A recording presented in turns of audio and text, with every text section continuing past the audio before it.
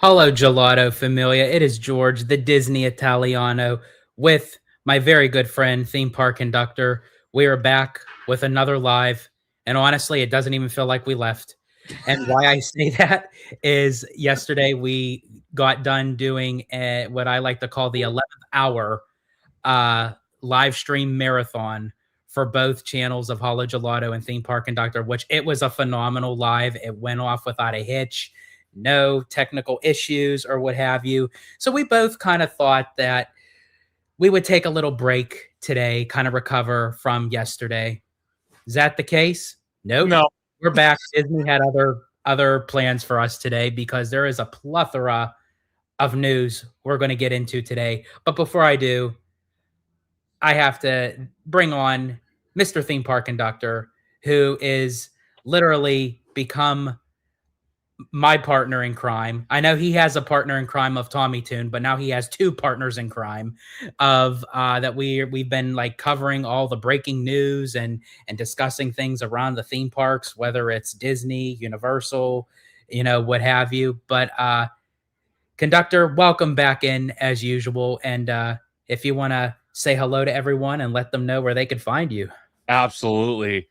It honestly does not feel like I left. It feels like literally there was no break in between. But like George has said on many different other topics and whatnot, I live for this crap. So you know how we were talking during the 11-hour live stream yesterday, and we were talking about the trip and how you're planning all this stuff, and you wake up at all sorts of random times throughout the day to sit there and book reservations and all this other stuff for me, Tommy, yourself, and your wonderful wife, Abigail. This is how I repay my homage. I live for this live stream nonsense and covering content. I love it. And that's what I really appreciate with you because like you're like ready on the fly, and it's like anytime there's like news drop, you either text me or call me, or I text or call you, and then it's like, oh, what are you doing today? Well, I guess we're doing it live. So no, but it's absolutely great to be a co-host on Hollow Gelato, breaking down all this theme park news. We, like Hollow Gelato mentioned, we have a lot to break down today. A lot got dropped this morning. Of course, they drop it the day after we do an 11-hour live well, of stream. course, they could have dropped it yesterday because Universal sent out their quarterly earnings, so they could have just did everything at once. But no, they want us to do this in a two-parter.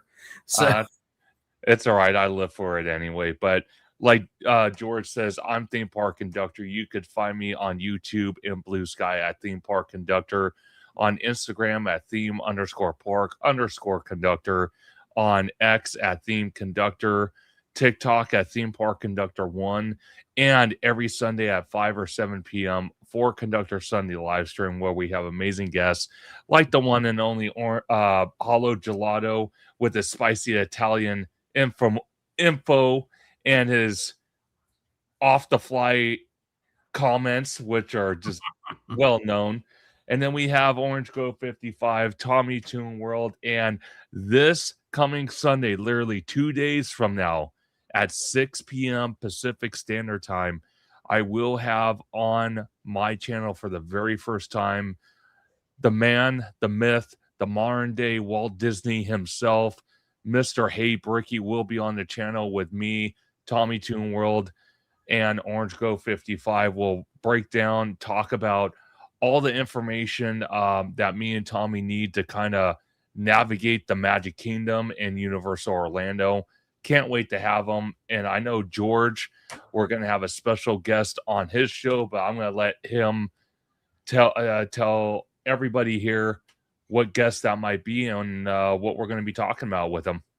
absolutely. And as Conductor has mentioned, we're going to do one more. Well, there's going to be many shows prior to our trip, but we're going to have one more specific live show proclaiming only for the trip that'll be coming up. And we're also going to have another seasoned veteran of Walt Disney World on. It's going to be a pretty cool dude, but not just any dude. Drew, the Disney dude. and he's going to come on and join and discuss everything that's going on with Walt Disney World and what could we expect and everything, because there are still some things that I haven't experienced yet because I haven't been to Walt Disney World since last May. So I didn't get a chance to see Starlight. I didn't get a chance to experience Test Track 3.0, Beacon Barrel. So a lot of the first time stuff that Conductor and Tommy will be experiencing, there are going to be some things that is going to be new for me too. So that's going to be very exciting. But in any case, date and time will be coming out shortly once we get all that together. But yeah, Drew the Disney Dude will be joining us for that for sure. Absolutely. It's going to be a wonderful time. And then we're going to be doing another special live stream on Monday morning, and it's going to be on Holo Gelato. George, do you want to inform everybody about that before we dive into the topics? Yeah, absolutely. So on Monday at 5:30 a.m. Pacific time, because it's going to be 8:30 Eastern time, that we are going to be covering the earnings call for the Walt Disney Company. So with everything going on, it's going to be very interesting to see what is to become of this earnings call, because also too the what is it called? The shareholders meeting will be coming up literally a day after we get back from our trip. So, which would be March 18th. So we're going to be covering the earnings call. We're going to be covering the shareholders, and also too, on top of it, we talked a little bit about it yesterday, but I want to bring it back up again. There's two topics I want to bring back up again because I think it's very interesting with everything going on with the 25th anniversary of DCA, the earnings call, the shareholders. It's going to be interesting.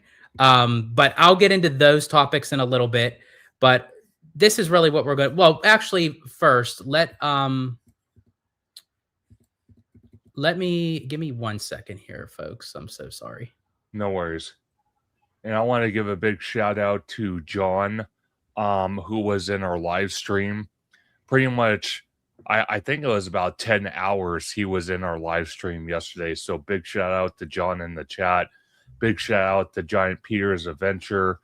We got, who else we got in here? So we got Giant Peter Adventures, Mamma Mia, Here We Go Again. Oh, yeah. And then, of course, my Holo to My Gelato, the Holo to My Gelato, Abby. Again, Holo Gelato Familia, Here We Go Again. It's basically, yeah, that's really what we're doing. And then coming back, John, Make It Rain. Absolutely. And then Peter said 11 hours was not enough. I guess not. Nope. And then Leslie is in the house. I believe she is on Conductor. So she says she's both subscribed and liked to you, Conductor, on your channel. So absolutely. Thank you again for the love and support.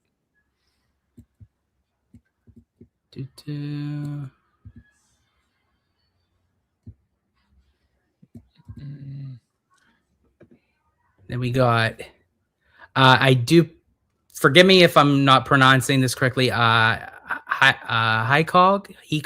I do apologize if I'm not pronouncing that. Yeah. John, I had a comment while you're pulling up the information you're going to pull up. Yep. John asked, do you guys both have wands? I have two wands. I have Dumbledore and I have Voldemort. So I do have two wands.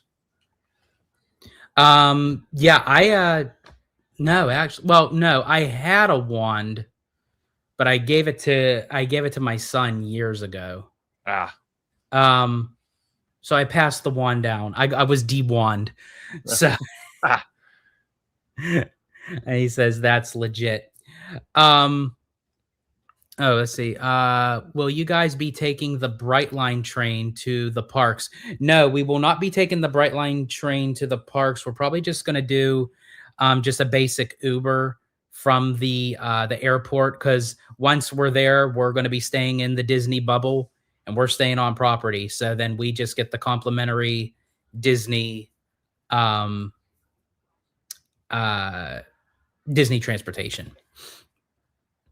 But in any case, now to get into what this whole live is about, and it's about the news that dropped more so for Disney California Adventures 25th anniversary, which we were, I think, all kind of blindsided by it because we knew that they were going to have the 25th anniversary, and we all kind of know that Disney kind of puts other parks other than its castle parks kind of like their anniversaries. It's like, yeah, here's a special button, here's a specialty drink or a dessert menu or what have you.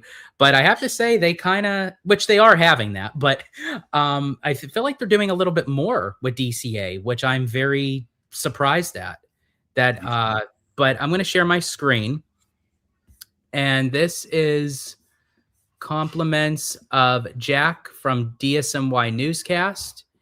And it says, new in celebration of Disney California Adventures 25th anniversary, Soarin' Over California returns February 6th to July 1st. Mickey and Minnie will debut in new outfits on February 6th. And Humphrey the Bear will join the characters at Storytellers Cafe at Disney's Grand Californian starting February 6th. So basically, all this stuff is going to be added February 6th, the day after February 5th, which is going to be kind of like a kickoff that's going to be over by the Hyperion, that they're going to have photo ops, they're going to have character meet and greets. You have to join the virtual queue, which I don't know why, for our magnet set that starts at noon. So we will be there on February 5th. More so, I know Conductor is going to be, I'm going to try to be there for February 6th as well. I did make the reservation just to be on the safe side. And then Abby and I will be doing the D23 event for DCA's 25th anniversary Spotlight Series at the Disneyland Hotel on the 7th. And then I'm also going back to DCA on February 8th for the actual anniversary day itself. So literally from February 5th to February 8th, like 4 days in a row, is going to be all about Disney California Adventure. But I'm going to bring these photos up just a little bit closer so you guys can see. There's Humphrey the Bear. Now, here's the thing with Humphrey the Bear. I have a little bone to pick with him because I do want to meet him. And I know it's at Storytellers Cafe, but hey, if I have to make a reservation for it, then so be it.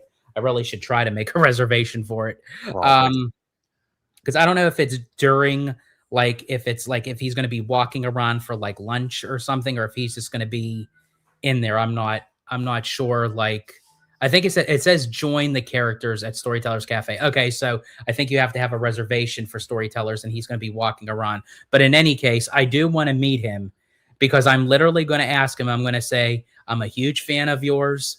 I love your classic cartoon shorts with Donald. I loved the Hungry Bear, but I'm like, why in the world did they get rid of my hot honey chicken sandwich? That's what I really want to ask him. And it's like, you enjoy honey, I enjoy my hot honey chicken sandwich. I want my chicken sandwich. Oh my gosh. And just before we get to Mickey and Minnie's costumes, so I'm actually going to go on the Disneyland website right now and see if there are a reservation for Storytellers while George is talking about this.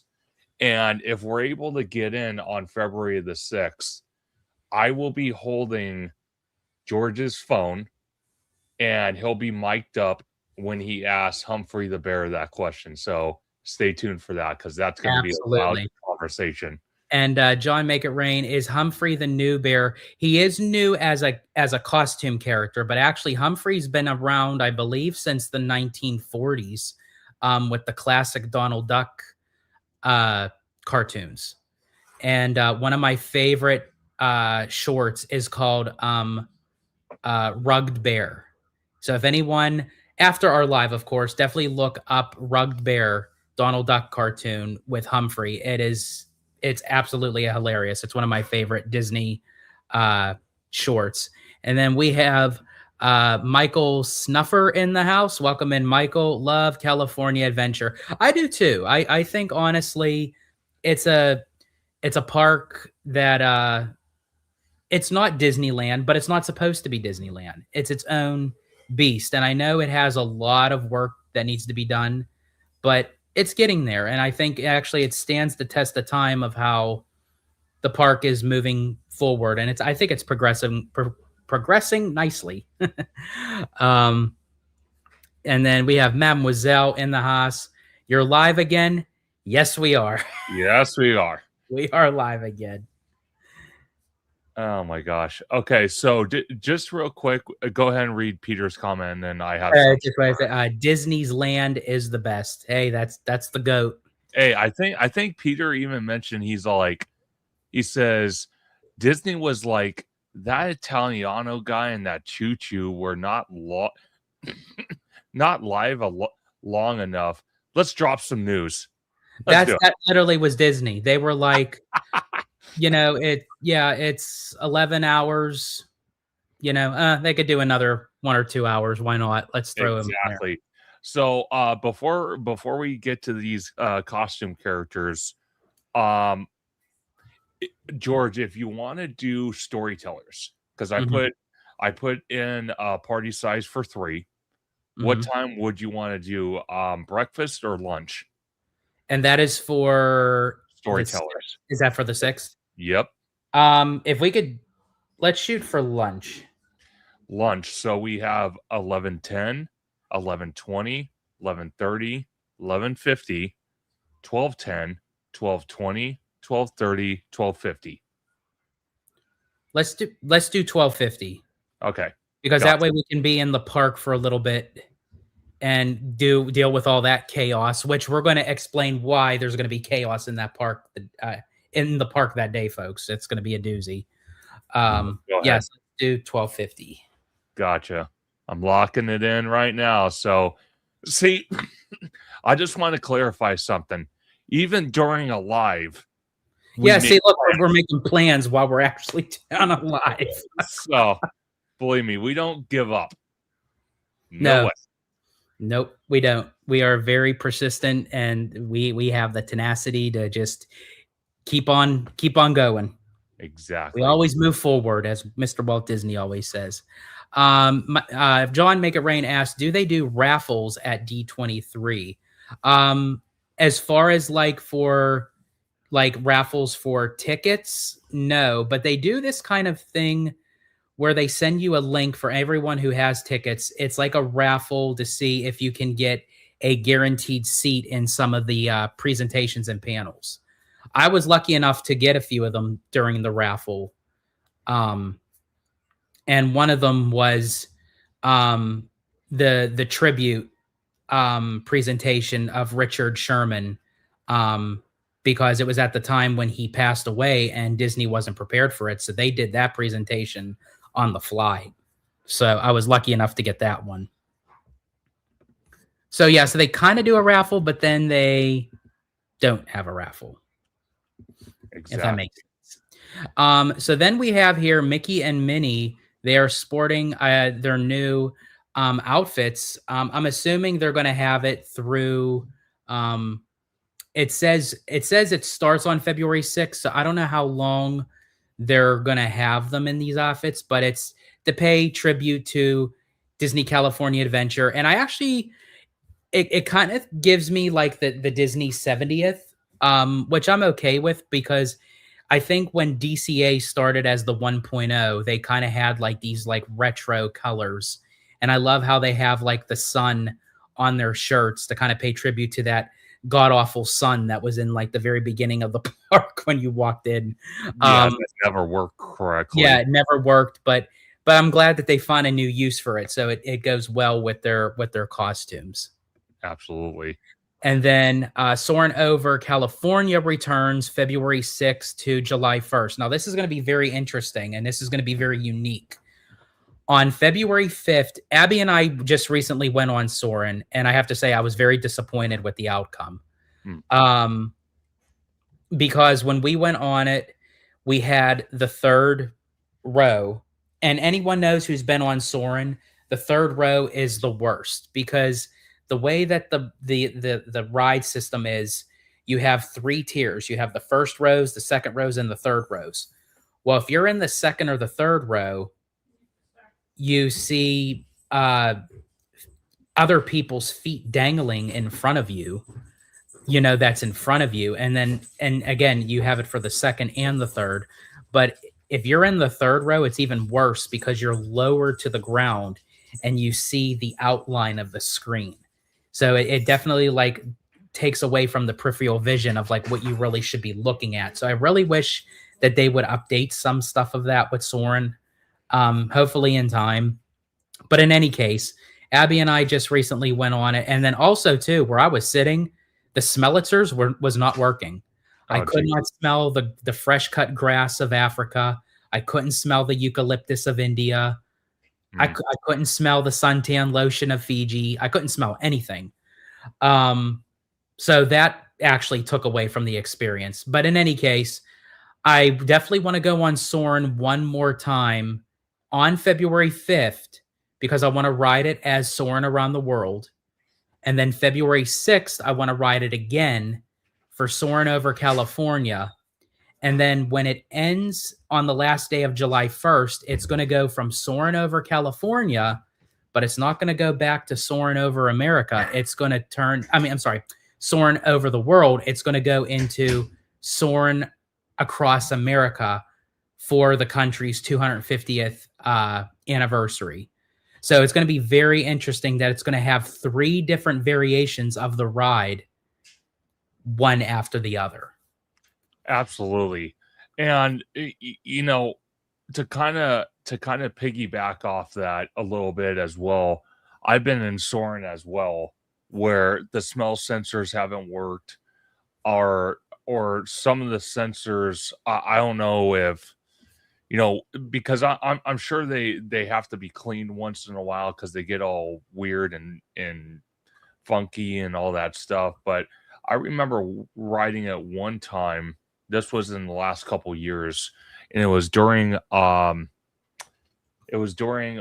and Wine, because usually during Food and Wine they'll go back to the original Soarin' Over California instead of Soarin' Over the World. And I remember they got to the orange grove part, and it literally smelled, I'm not even exaggerating about this, it was crazy. It literally smelled like rotten oranges. It was horrendous. And they actually had to shut the ride down for a couple hours to clean that sensor. Well, it was funny because and then Abby next to me said that it was overly powering of the smell. So she got like double the amount. I had nothing. And what was funny was after we walked out, the ride shut down. Oh, jeez. So yeah, something was going on with it that needed to be fixed. And we got Rudio back in the house. George loves that third row in the left section. Absolutely. That is my favorite. I swear, if I get the third row on the left side every time, that is like the best. Yes. Like the third row to the left on Soarin' is me not getting D23 tickets. Yeah. There you go. And John Make It Rain is asking, is it a maintenance issue? I definitely think so. Yeah. Yeah, because like I said, these sensors actually shoot out like the mist effect, and it's like a flavored mist. So it's almost like a syrup that they mix together, like they use for a fog machine during Halloween. It's almost the same thing. And if you leave the residue left in there and you don't clean it so often, it gets weird and gross. Yeah, I agree. And John always says, was it always like that, the seeing of people's feet? Yeah, absolutely. It was like that from the very beginning. But I think people were okay with it because it was a brand new attraction when it first opened at DCA, and then later on in 2005 at Epcot. I mean, it's always a bit annoying, but I mean, like, I think people were like, they dealt with it. But I think after so long, when we see technology, upgrading and everything, it's, I think they can do much better. Absolutely. I wish that they kind of would update it where what they were going to do is have us like, like when you go into like a laundry place where they hang like your clothes that need to be steam pressed and it goes up like a conveyor belt kind of thing. Yes. That's what Soarin' was supposed to be. We were supposed to be suspended on these little like seats, and we were supposed to swing and sway and move in Oh, with no the scene. kidding. I really wish that they would like literally, this is a hot take, like demolish this whole thing and start up from the ground up. Still call it Soarin', but give us a whole brand new version of Soarin'. That would be awesome by far. That would be phenomenal. And then just to go back to the picture, because I was busy booking our reservation for the 6th Of course. for Mickey and Minnie's Oh yeah, absolutely. outfits. I do have to say they do look a lot better in a way, because if all of you kind of remember Mickey's jacket, it was kind of weird. Like for the 70th, Oh like yeah, one side was like this. It yeah, was and yeah, like one weird. side is like, it's like Pluto was pulling on it, like, and it stretched it. Yeah, it was weird. it was really strange. I'm like, what in God's name is going on here? One thing, okay, with all this information, obviously there's going to be more that we're going to talk about. I kind of wonder because Michael Eisner still plays a role at Disney, even though he's not officially with Disney, but he still does some work with Disney. I wonder if he's going to be there either on the 8th or the 5th or the 6th or the 7th, probably the 8th, the actual birthday of DCA. I wonder if he's going to be there for that. For that. It's possible. That would be cool. I think for the 25th anniversary of DCA, I think honestly, it should be fitting to have him there, because he obviously, despite of how people feel about DCA 1.0, he was still part of it, of the creation. So, without DCA 1.0, we wouldn't have DCA 2.0 and 2.5 and 100%, because that would be awesome. if we went on a kind of like what we did for the Disneyland 70th, not the one in May, but the one in July, where we showed the video clip where we're literally right up front, Damaro and then Iger spoke, and Iger spoke some words about, Walt's famous words when the park opened in 1955. It would be really cool if Eisner, if they built like a little stage kind of in front of the lagoon area, they built the little stage and he got on stage with Damaro and maybe Iger, and he said a few words. That would be pretty awesome. That would be cool. I mean, what would that be like if you had the 3 generations of CEOs? That would be dope. Iger brings up Eisner, and they both bring up the new CEO. Dude, that would be dope, dude. That would be. I don't think they ever did anything like that. You would have the 3, literally Eisner, Iger, and then obviously it's probably going to be Damaro. 100%. That would be awesome. And actually, they would already know who the next CEO is, so it wouldn't be such a bad idea. Actually, it would not be such a bad idea to do that. Yeah, John, I think honestly that would be very. I think that would be very creative. That would be literally a lightning in the bottle moment, kind of like what the moment you had with Josh D'Amaro waving at you in the crowd. Yeah, I think that would be a lightning in the bottle moment to have 3 generations of CEO on one stage, one speaking after the other, starting with Eisner. And I am going to come back to that topic because, as I said, that is something, even though we touched upon it yesterday, but I think there are some like article things that are touching upon that. So that's going to be very, very interesting. Sure. So John Make It Rain says, have either of you two ever been able to ask Josh questions about certain events of DCA? No. No, I haven't been able to ask Josh specifically about DCA, but I did talk to him briefly when I was chasing him down Main Street for the selfie. Yeah. And he asked me if I was going to go to this was during D23 weekend. And he said, are you going to be at the presentation Saturday? Because that was the parks presentation. And I said, yeah, I'm going to be there. And he said, well, definitely, you're really going to enjoy it. And sure enough, he was right. I did enjoy it. There was a lot of big announcements. No, I absolutely 100%. So it would be interesting. I'm not going to lie. I really do like that. I repeat my previous statement from yesterday during the 11-hour live stream. We don't even work for Disney, and we're just coming up with stuff on the fly. Mm-hmm. Yeah, see, it just goes naturally. That's just how it goes. Pretty much. Crazy. Okay. Speaking of crazy, and this is what's going to be crazy when we get there. So this is compliments of Mondo from Five Fires. Shout out to him and Danny and everyone that contributes to the Five Fires community.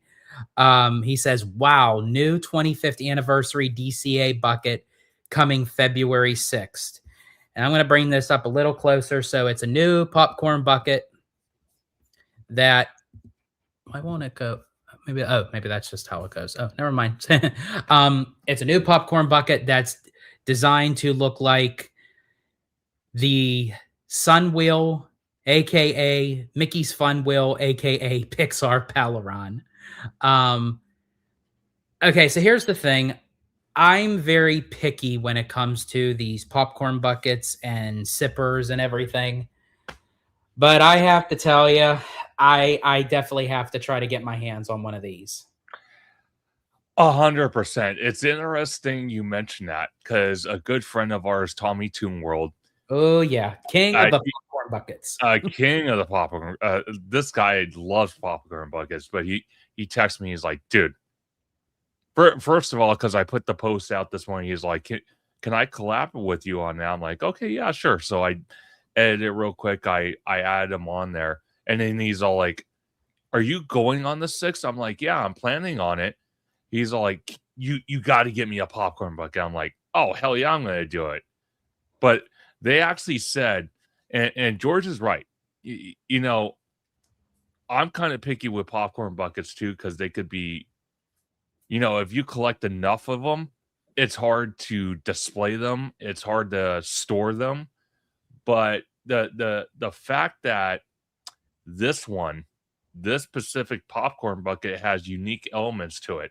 First of all, they've never made a popcorn bucket like this for DCA ever that represents the Mickey's Fun Wheel that used to be the Sun Wheel. And actually in the chat on this post, not the chat from our live stream, Samuel Blank, he actually has a picture of what the other or a similar popcorn bucket look like with the big sun dial logo, but in this case it has the Mickey face. Yeah, this right here of the Sun Wheel actually is part of it was a collection that it would be pieces that connect to the Disney monorail playset. Yes. And I remember. I remember. I mean, and these things are discontinued, obviously, but they go for like big money on eBay. Oh, for sure. The one thing that I love about this popcorn bucket, Disney did confirm, or someone of a source, either from our community or a representative from Disney, mentioned online this morning when this dropped, was that this popcorn bucket is going to be able to, and obviously you guys can see it, it will light up and it will interact with certain areas of DCA and both DCA and Disneyland. But I think the element feature is going to be mainly focused on DCA. And I think, Cool. and correct me if I'm wrong, I thought I read it somewhere that it's supposed to interact with the lighting and the colors of World of Color. I heard that.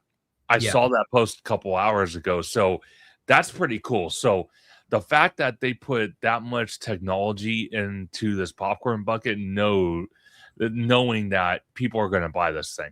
Now, the question I have is real quick. Sorry, George. The question I have is, are they gonna limit the amount of popcorn buckets per person? Because scalpers love to go in there and buy 50 of these, And then they still have a way of doing it, because what they do is they bring their entourage, and I believe it's usually a minimum, or not a minimum, excuse me, a maximum, unless they changed it, of 2 popcorn buckets per person per checkout.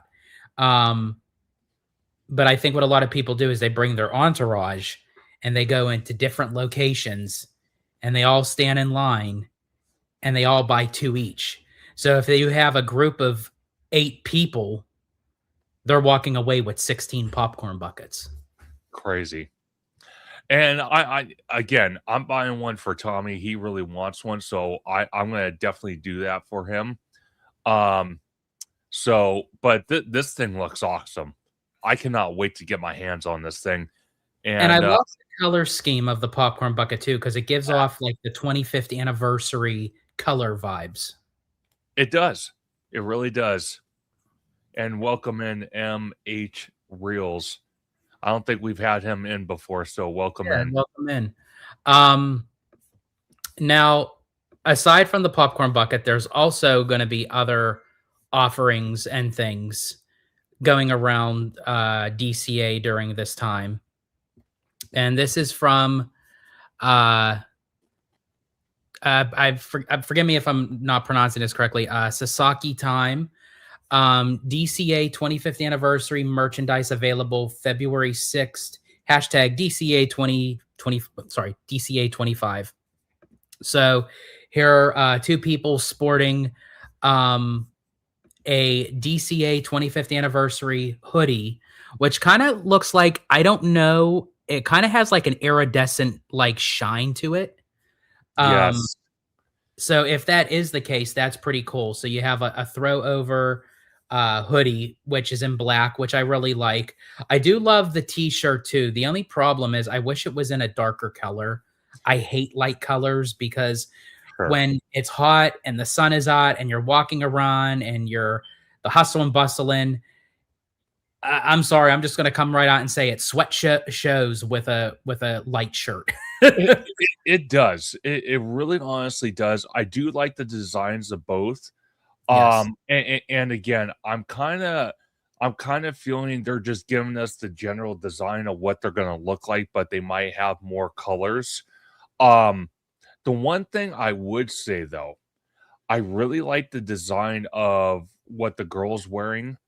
Like with all the different icons of DCA. I agree. And I kind of feel like the jacket is focused on Cathay Circle restaurant and nothing else.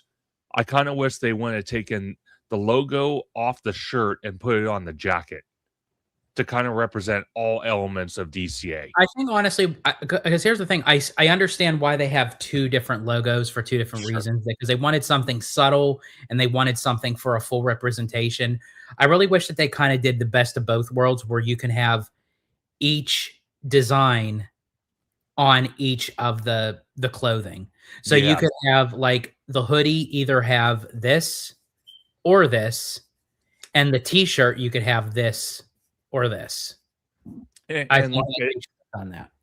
and like I said, when everybody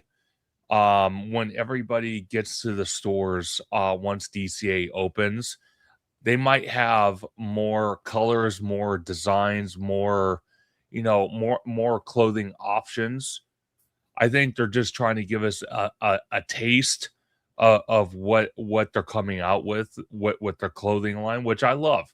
I absolutely love it, and it's gonna be funny as hell because February the 6th is literally less than a month less than a month before we go to Orlando, and I can't wait to start wearing this merch around Walt Disney World and people just staring at me like I'm a nutcase and getting people's reactions while I'm doing a live stream in the park. I think it's going to be funnier than hell. And wearing a 25th anniversary Disney California Adventure shirt. Exactly. Now, 100%. here's the thing. This is what makes me nervous when buying apparel in these kind of situations, because it's not only them running out of the item, it's running out in your size. And that always happens to me every single time. I don't know why in the world everyone else has to have the same damn size as me, but it's like every time I go, they'll have every size imaginable, but they'll be out of my size. Yeah. It's the same it's the same thing for me as well. Because I wear a double X because of the length, not the width, but the length of the shirt. And it always seems like they're always out of it. Like literally And that's yeah, and I wear an extra large because again, I like to have a little bit more room. I could fit into a large, but I like to have a little bit more flowy, to my clothing. But in any case, as I said, if I have to knock some people over, so be it. Because I'm telling you right now, it's going to be chaotic. And I'm sorry, it already gets on my nerves when people are standing in the middle of a path that you're walking, yeah. and they're standing there having a conversation. It's like move to the side, and you can have your conversation. But if you're in my way, oh no, I'll be a bowling ball to your pin. Like I'll I'll just start making strikes. No, 100%. Because George, we'll get to it in a little bit because we'll kind of describe what we're talking about because George actually has a video. But this pin set. Okay, so me and George actually talked about this because we were on the phone this morning for a good hour and a half or Hour hour and a and 10 minutes. Yeah, hour and a half. And we're going back and forth. And it's funny because one of the things George mentioned, he's like, these pins, no way in hell they're gonna have them on the racks. They have to be behind the counter. There's no way. Because they did that for the 70th. I remember they had them behind the counter, and they were moving like hotcakes. I remember by the time we got to the register, they were already out of a pin. Luckily, it wasn't a pin that we wanted. We got the ones we wanted, but they were selling out. But I really like these. I honestly, are you considering on getting all three, or is there a specific one or ones that you are going to try to get? Okay, so I'm gonna go for all three. But if let's say the two smaller pins run out, the one I'm gonna go for, if they don't have all three, I'm going for the big one. That's a guaranteed fact. I think my mindset, yeah, I kind of have the same, thought process. I would like to get all three, but I really would love that big one because just like the t-shirt, it has all the icons surrounding for the park with the 25th iridescent look. Okay, so I'm gonna go out on the limb here. And this is me going off the rails. Okay, but hear me out. Okay, so Galaxy's Edge, right? Not to get off subject, but No, you're fine. Galaxy's Edge has, and I think you can still get it today unless they stop making them, but it's like almost like a Star Wars credit, but it's a gift card, but it's a metal, basically a metal challenge coin, but it's a gift card. And when the land first opened, I got one of those. And I'm pretty damn sure you can still get them at like Droid Depot and Savvy's Workshop and all that.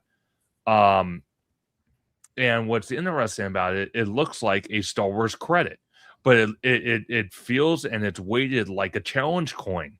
And I don't know if anybody's seen what a challenge coin is. They're pretty awesome. What I would love to see Disney do, since they already did it for Galaxy's Edge, is create a logo. Like I'm sure Disney California Adventure is going to create a special logo for the 25th anniversary, kind of like what we're seeing here with the bigger pin out of the three, or even the two smaller pins. What I would like to see is the um out of the designs on the pin, either have a challenge coin made to look like the Mickey Pixar Pal fun wheel, which is the big giant Ferris wheel, or do the Grizzly Peak Bear as a challenge coin. That would be awesome. And it says Disney California Adventure 25th anniversary on it. Yeah, And I it's kind of hope like when they have the specialty coins that was for like the 70th and kind of thing, like have like a set of yes. fifth, like that would be really cool. But I just want to just make a minor note here. M.H Reels knows Amusement Park Pirates, and so does Leslie. Shout out to Amusement Park Pirates. He was able to join our 11-hour live yesterday. Really cool guy. I got to record with him on his live, and yeah, so definitely shout out to him. Absolutely. So I think personally, that would be kind of cool if they made a special limited edition challenge coin, or a challenge coin set that you could buy for DCA's 25th anniversary. I think that would be phenomenal. But just like everything we've previewed so far with the popcorn bucket, these pins, that Sherm jacket, it's going to go quick. It's going to be like Armageddon, like literally.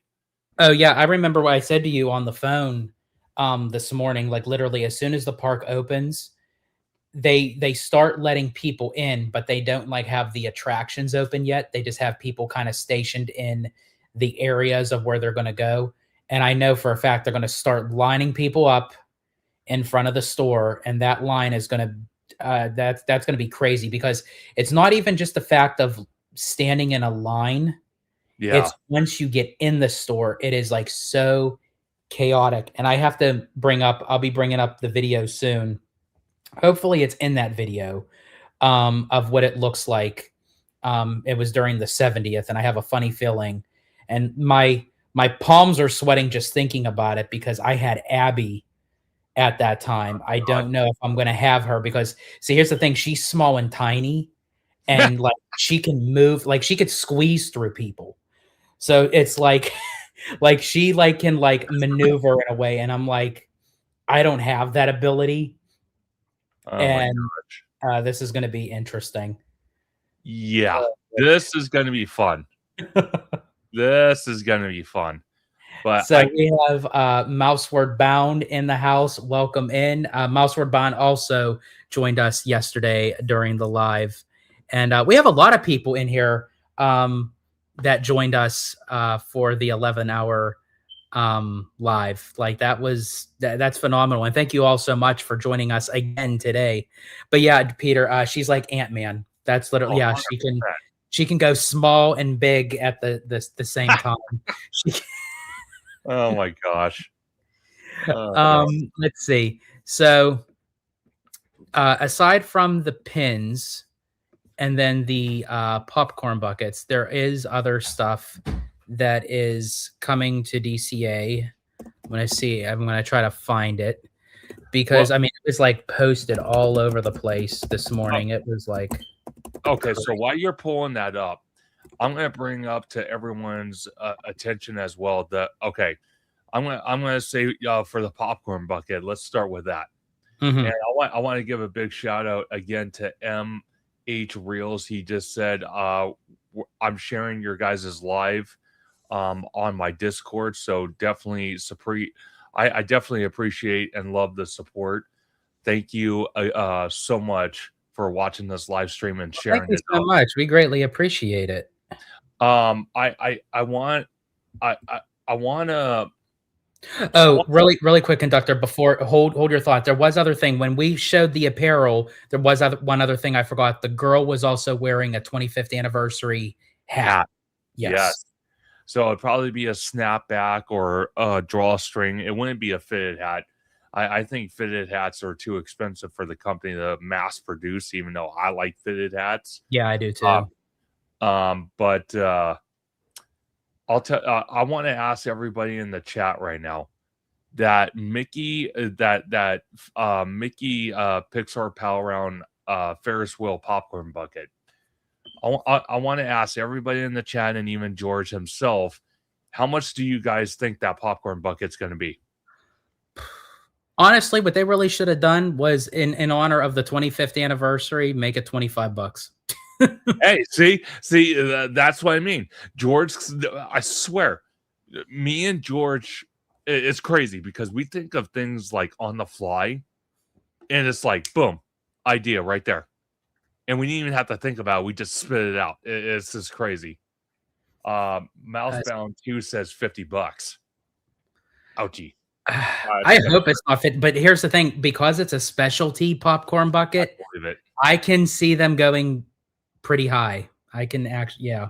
Because once this thing is gone, they're not going to replenish. Oh, hell no.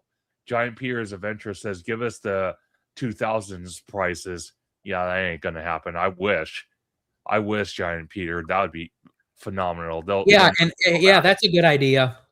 In honor of the 25th anniversary, give us the price that it would have cost back in 2001. It'd be $15, and everyone and their mother would be buying that. And then M.H Reels, you're very welcome. You guys are great, and you do a great job. Thank you so much. We greatly appreciate it. And I do have to say, folks, I do apologize that this fire alarm keeps on beeping. I don't know what's wrong with it. Like every time it works, then it doesn't. I'm ready to take like a sledgehammer to it, but I do apologize. Just trying to bear with me here. Absolutely. And you know, why George is bringing up more content, I want to ask you about the next item. Yes. the pin set. How much do you guys think the big pin would be? I think it would be $30. Yeah, I think 30. The small ones probably maybe like $19.99 plus tax. Yeah, I think so. It would actually be nice if they said, "Oh, if you want to buy it as a set, we'll give you a discount and you can use your magic key on it." So, see, that's the other thing that kind of concerns me, is because they're not going to be ready. I have my concerns that they are not going to be ready for the merch drop on the 6th. The only reason I say that, and I mean no disrespect. Do you think they could have a soft opening of the merch on the 5th? I don't think so. No, I don't think so. I think they're going to wait. I know, I would love that, but I don't think so. The one thing that concerns me though is when the merch was dropping for the 70th, both times back in May, and then the official birthday of Disneyland, which was in July. There were items that were shared on Disney's social media page and even on the website saying, "Oh yeah, there's all these items," and they didn't come to the resort until months and months after the fact. Oh, I remember that. And I was pissed because one of the items was a magic band that said Disneyland 70th on it. I remember. And I was never able to get it. And then they had like a pocket watch that was like limited edition. It was expensive, but it was limited edition. And I think it was like back in October during the Halloween season, or it might have been in November. It might have been actually in November. I went to the Disneyland Resort and I went to Wonderground Gallery in downtown Disney, and they had it there. I'm like, when did you guys get this? They're all like, oh, well, we only got this a couple weeks ago. I'm like, you guys do realize the 70th kicked off back in July, right? They're all like, yeah. They also did the same thing too with that massive that metal key. Like, you know, the key that we used to unlock the thing, but they had like the die cast giant key. Yes. And it's like, yeah, if you're going to showcase all this stuff and you're going to announce all this stuff, you have to have it ready to be produced and put out on shelves the day of. You Well, can't show all this stuff and say, "Oh yeah, it's for DCA's 25th anniversary and it's going to be 4 months after the fact of the actual anniversary date." Like it just doesn't work that way. exactly. And when I asked cast members during the 70th, I'm like, where's all these items? They're like, well, let me call a supervisor. And then it went from a supervisor to a department manager. And finally, the department manager came from backstage, talked to me, and he's all like, I'm going to tell you on the down low at the time. Obviously, everyone figured it out by now, but on the download at the time, he's all like, well, the problem is we're having production issues, and a lot of the merch that was supposed to be displayed and offered to be bought, it's delayed. And I'm like, well, that's kind of stupid.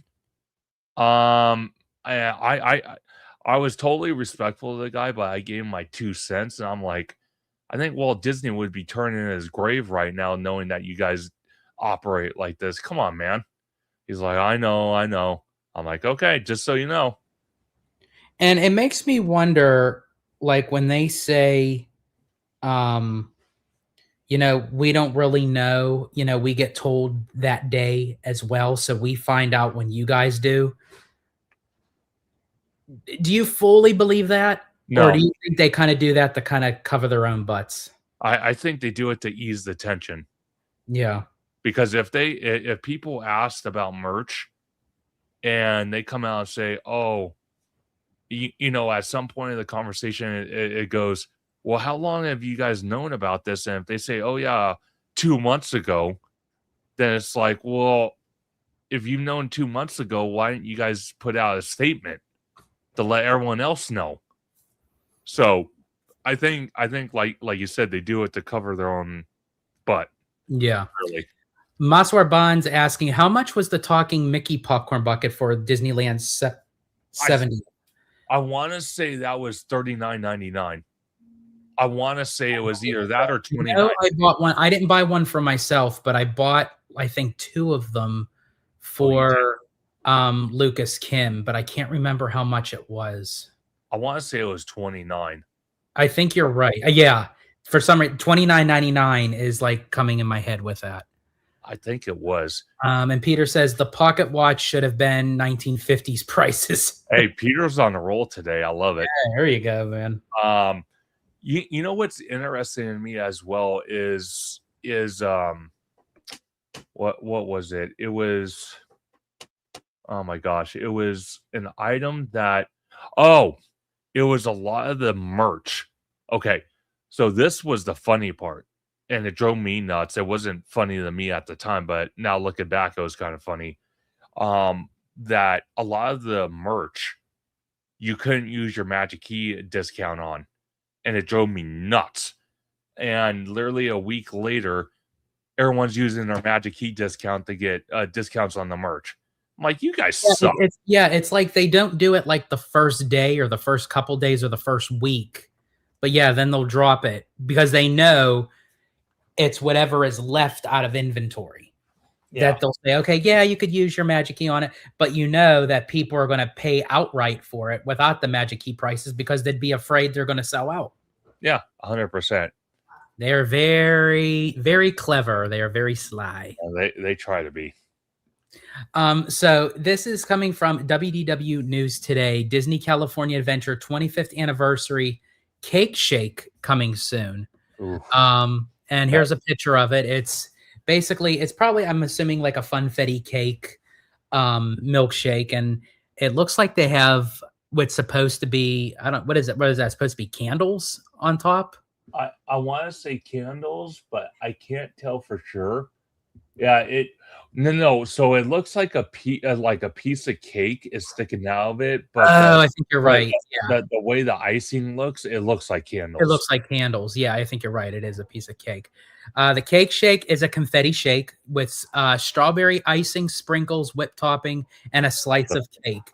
It'll be available from February 6th through February 15th. Okay, so it's only going to be available for 9 days. It looks like a sugar bomb waiting to happen, though. Yep. Other 25th anniversary. After I eat it, I'm going to have to go to the bathroom. I'm going to be pissing out crystallized urine. Probably. Other 25th anniversary offerings include new merchandise, which we were talking about, Humphrey meet and greet opportunity, and the return of Soarin' Over California. Are you excited to get this cake shake? Let us know on social media. Well, Tom, I will let you know when I get it and try it for myself, and it'll be showcased on Holo Gelato. Yeah, and somehow in between that, I'm going to get roped in sharing the straw or share it, getting my own straw and sticking my own straw in the drink and drinking it at the same time. Ooh, we could do that. Oh, God. Actually, no. So, just for clarification, I only throw myself in the snake pit because I know if I don't say it outright, I'm going to be caught off guard, and George is going to just say it on the fly. So I'd rather just get it out ahead of the time so I can actually mentally prepare for it. True. Actually, my suggestion was for me and you to split the slice of cake, but no. No. Oh gosh. So let's see. Peter says, I showed that shake to my sister and she was like, what the heck is that? And then Magical Hops in the building. Welcome back in. Looks like a slice of cake, and that's exactly what it is, good sir. Actually, I thought it was something like of candy that was kind of like supposed to be representation of candles. But yeah, after conductor said a slice of cake, I'm like, okay, yeah, I can see it. Yeah, it does kind of remind you how they do the milkshakes at Twosomes. It does. It actually does. So I do commemorate. I do give credit to the Disney chefs for coming up with that. I think that's awesome. But what do you say? Sugar Rush. I may ride all the rides in an hour. Oh God, it is going to be. I have a feeling it's going to be super sweet. Oh, it is. Yeah. Oh, it is. And knowing Southern California, it's going to be hotter than shit, and you're going to feel like shit because you're dealing with the heat, and you have a whole bunch of sugar in you. Yeah, that's going to be a great combo right there. Recipe for disaster. Yeah. Like it.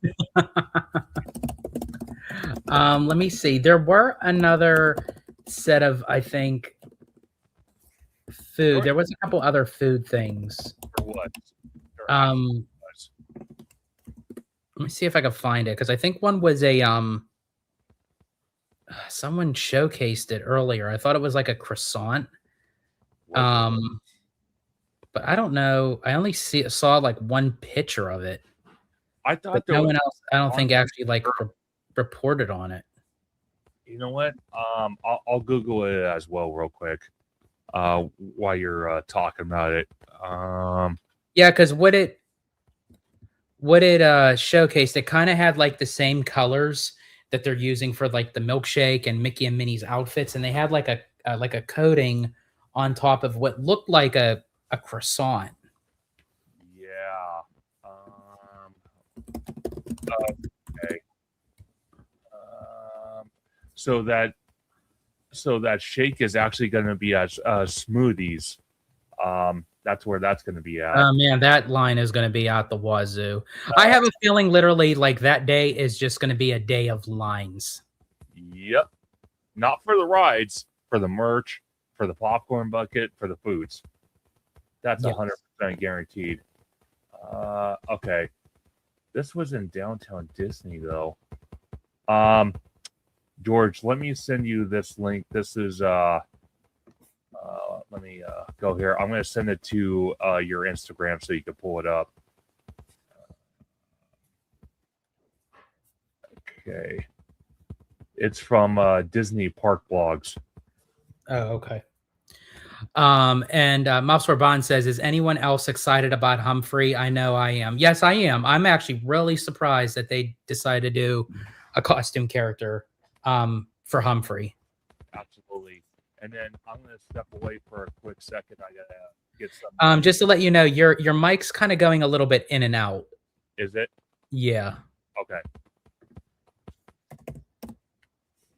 Give me 1 second, folks. I'm just bringing up So I'm going to be right back. So I'll be right back. Okie dokie. Let's see.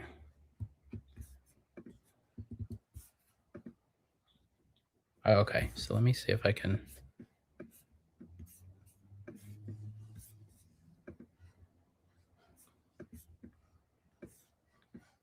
Ba-ba-da-ba-bum. Give me 1 second, folks. I do apologize. But it's like every time you bring up like a new page, then you have to like add for the new screen to share the screen. And here we go. Perfect. So if anything new pops up, I'll wait for conductor, but let me just kind of like start off the gist. So this is coming from the Disney Parks blog. This is what he sent me. Disney California Adventure Park 25th anniversary offerings. We showcased with Mickey. We went through. I think those outfits still look really cute though. We talked about Soarin'. There's the shake.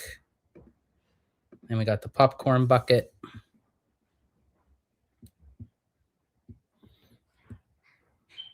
All right, I'm back. You're back. Okay, so and really quick, because even though we brought it up before, but here is the hat Yes. that the woman is showcasing. And then there was the pins. Absolutely. There's Humphrey. Yes, sir. I cannot Oh, wait. this was the other thing too. So speaking where Humphrey the Bear is going to be showcased at Storytellers, there's also going to be another pin. It's limited edition of Chip and Dale standing outside of the Grand Californian, and it says 25 years. So this is going to be a special limited edition pin that I'm assuming you might have to get at the hotel. Let's see. A new limited edition paying tribute to the 25th anniversary of Disney's Grand Californian Hotel and Spa. Oh, is available now while supplies last. So that's good to know. Huh. I might pick that up. It's at the Acorns Gifts and Goods shop. Chip and Dale are depicted striking a playful pose in front of the hotel. See, but see, that's the one thing that irritates me is they drop some of this stuff and they announce it the day of, and people aren't prepared for it. So it's just luck by draw. Whoever is down there will get one. Yeah, no, 100%. Well, we're definitely probably not getting that one. Let's see. Oh, then there's the Downtown Disney District 25th anniversary. Looks like there's a pin there of Minnie walking. Mickey and Minnie. Minnie's walking, and Mickey has a bunch of boxes and bags. It's kind of small. They're not really showing it too big, but it's saying when it opened on January 12th, 2001, Downtown Disney District introduced new dining, shopping, and entertainment venues that's just steps away from Disneyland, California Adventure, and the new resort hotels. Interesting. And then they have a Downtown Disney District bag, like a little tote bag. Specialty food and drinks. Okay, that's for, I guess, the 70th. I don't know why they're showing all this stuff. Vacation packages and spring deals. Wow, they really know how to showcase to say, oh yeah, book with this. I don't know. Maybe that croissant thing really wasn't. It's on there. I saw it before I sent it to you. On here? Yeah, it's on there. I think he did. Let me just because apparently when I tried to make the reservation for Storytellers, it didn't go through, so I got to do it again. I'm gonna make it for $12.50. Okie dokie. So, yeah, it's on there. Keep looking though. Oh, so and they are going to have a commemorative map on February 8th. Ooh, that's going to be good. While supplies lasts.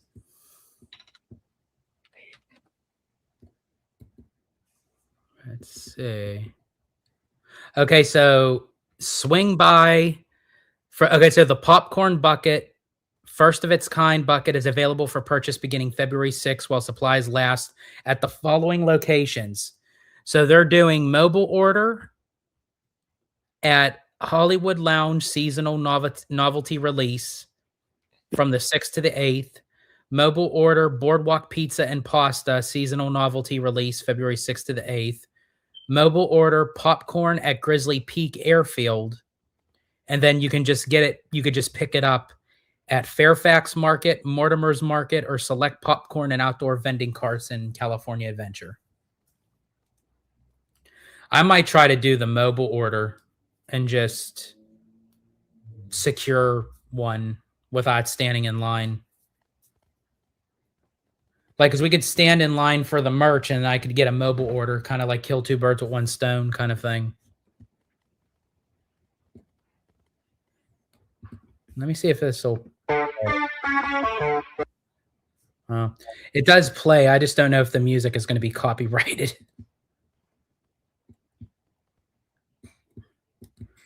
But you know what? Let's just play it anyway. What the heck?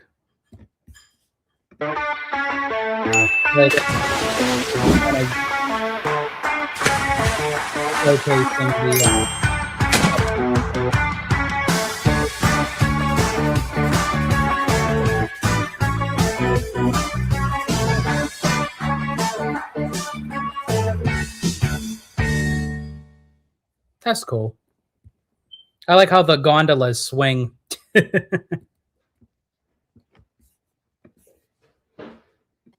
Oh, you're on mute.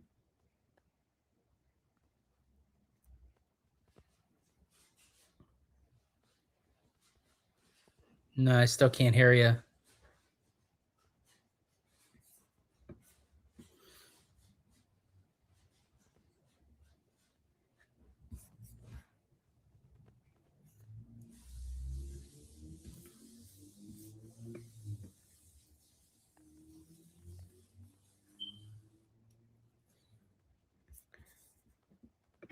Let's see. It was working a second ago. Oh, there we go. Huh, weird. Yeah. Well, I'm glad it didn't happen last night. Yeah, it really wasn't too bad. I don't know if you might have been talking the like partial of the time, but since I had the screen up, I couldn't see until I moved it. Okay, so on the Disney Parks blog, if you keep scrolling down past the Grand California pin that you saw, and you keep going towards yeah, go past the pin, go past the downtown Disney district pin and the bag, and you'll see it. Keep going, keep going. Yeah, but I thought those were the beignets. Right there. Yeah, see, I thought those were the beignets. Yeah, but if you go over, they have a drink. Oh, and then they have. I didn't see the arrow. Thank you. Yeah, there we go. Yeah, it looks like, honestly, it looks like Play-Doh on top of a croissant. It does. So I don't. Okay, so when did this? Okay, that's at Kayla's Cake. Available now through May 31st. I don't know if this was part of the 70th or if it was. So it's strawberry yogurt macaron croissant. Crisp macaron batter baked on top of a butter croissant filled with strawberry yogurt, custard cream, and topped with sprinkles.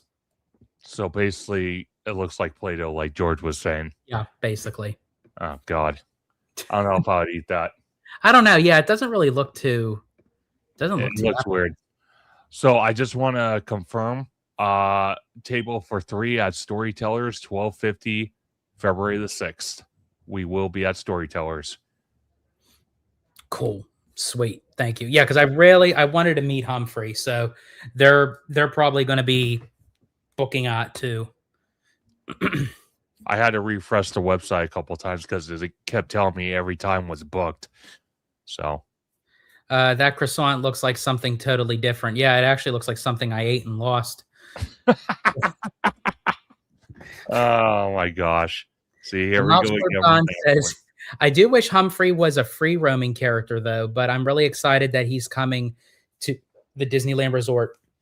I am too. I'm wondering if they're just kind of starting him out in Storytellers to kind of see how he goes, but I wonder if he'll be a regular roaming character in Grizzly Peak. I think he would. Because honestly, as I said, the park ranger he does the safety spiel on Grizzly River Run. Yeah. And I do hope in time that they do have the park ranger too. Yes. That would be really cool. That would be awesome. That would be a great homage. But go ahead. Bob Marley, man. 100%. Do you have that video loaded up? No, I didn't get a chance to. I have to go through that real quick. Let me if you want to kind of give people an idea, because I have to go back onto the thing. So to give everybody an idea what George is going to pull up here, and I'm going to give the backstory, but again, I could tell the backstory of it or the whole story, but it's two separate animals telling about it and actually watching the video. It's crazy. But for the 70th, and this was the July 70th. It was May. Oh, was it May? Day. Yeah, it was May, the opening day. Okay, so May. It was the May celebration. So like George mentioned, Abigail is like Ant-Man, squeezing in between running and whatnot, and she gets in line for the Emporium.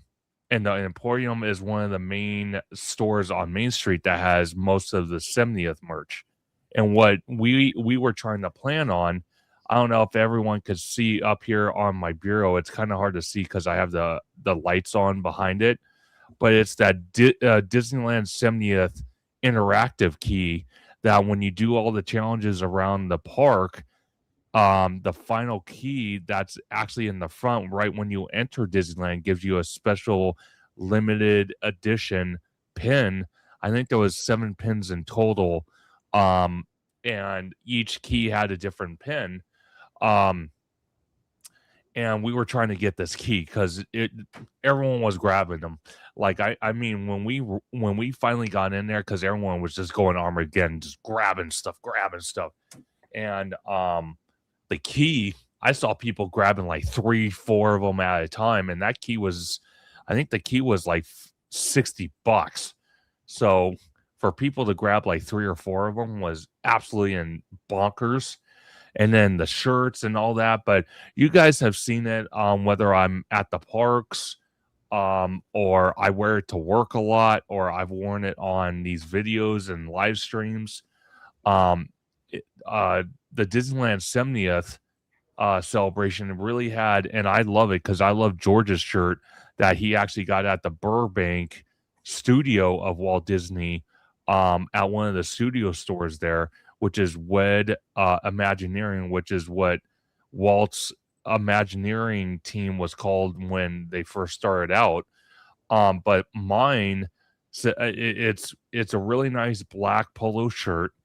And it has on the chest corner over here, it has Disneyland 70th in golden font. It's really, really, really nice. So I wear that quite often.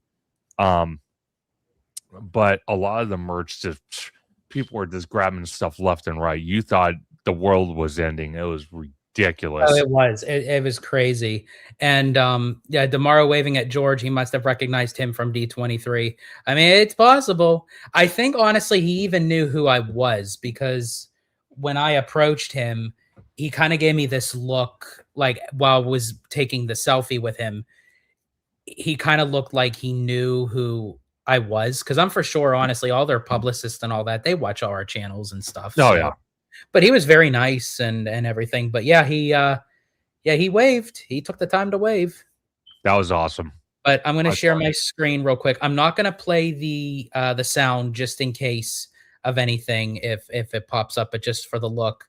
But I think we know this guy. Yeah, he looks somewhat familiar. Yeah. Let's see. So yeah, that's Mr. Tommy Toon. Shout out to him. And he was showcased. I was talking to him before we went into the Emporium. So I kind of stopped it here while we were talking, because Tommy did join us in May, and it was really early. But yeah, this is inside the Emporium. This was nuts. This was insanity. Like you could not walk. You didn't know where the line began, where the look it. And just for clarification, before we go any farther, the reason she was holding 3 of them, just in case George, and Tommy didn't get one, she had 3 on Okay, I while have to she was pause holding this real quick. I so have I'm sorry. Forgive me, folks, but I have to say this. And really, I really wish Disney would kind of put like a stipulation to this. Okay, right here. Now, I'm only doing this. I'm not saying it to shame the person individually. But when you already have a chaotic store and you yeah. can't walk, and you have this double wide load stroller, Yeah. I really wish on a normal day, fine, bring in the stroller or what have you. But when you're dealing with something where you know that you're expecting to have a lot of people, strollers should be told to guests to be outside. And again, I'm not blaming the woman who brought the stroller in because they allowed her to do so. So she's thinking, Sure. okay, I'm saying Disney should make that stipulation when you're having something as chaotic and big when you're selling firsthand merchandise. Yeah. These double wide strollers Are a need nuisance. to be wait outside because honestly, they tell people to park them anyway.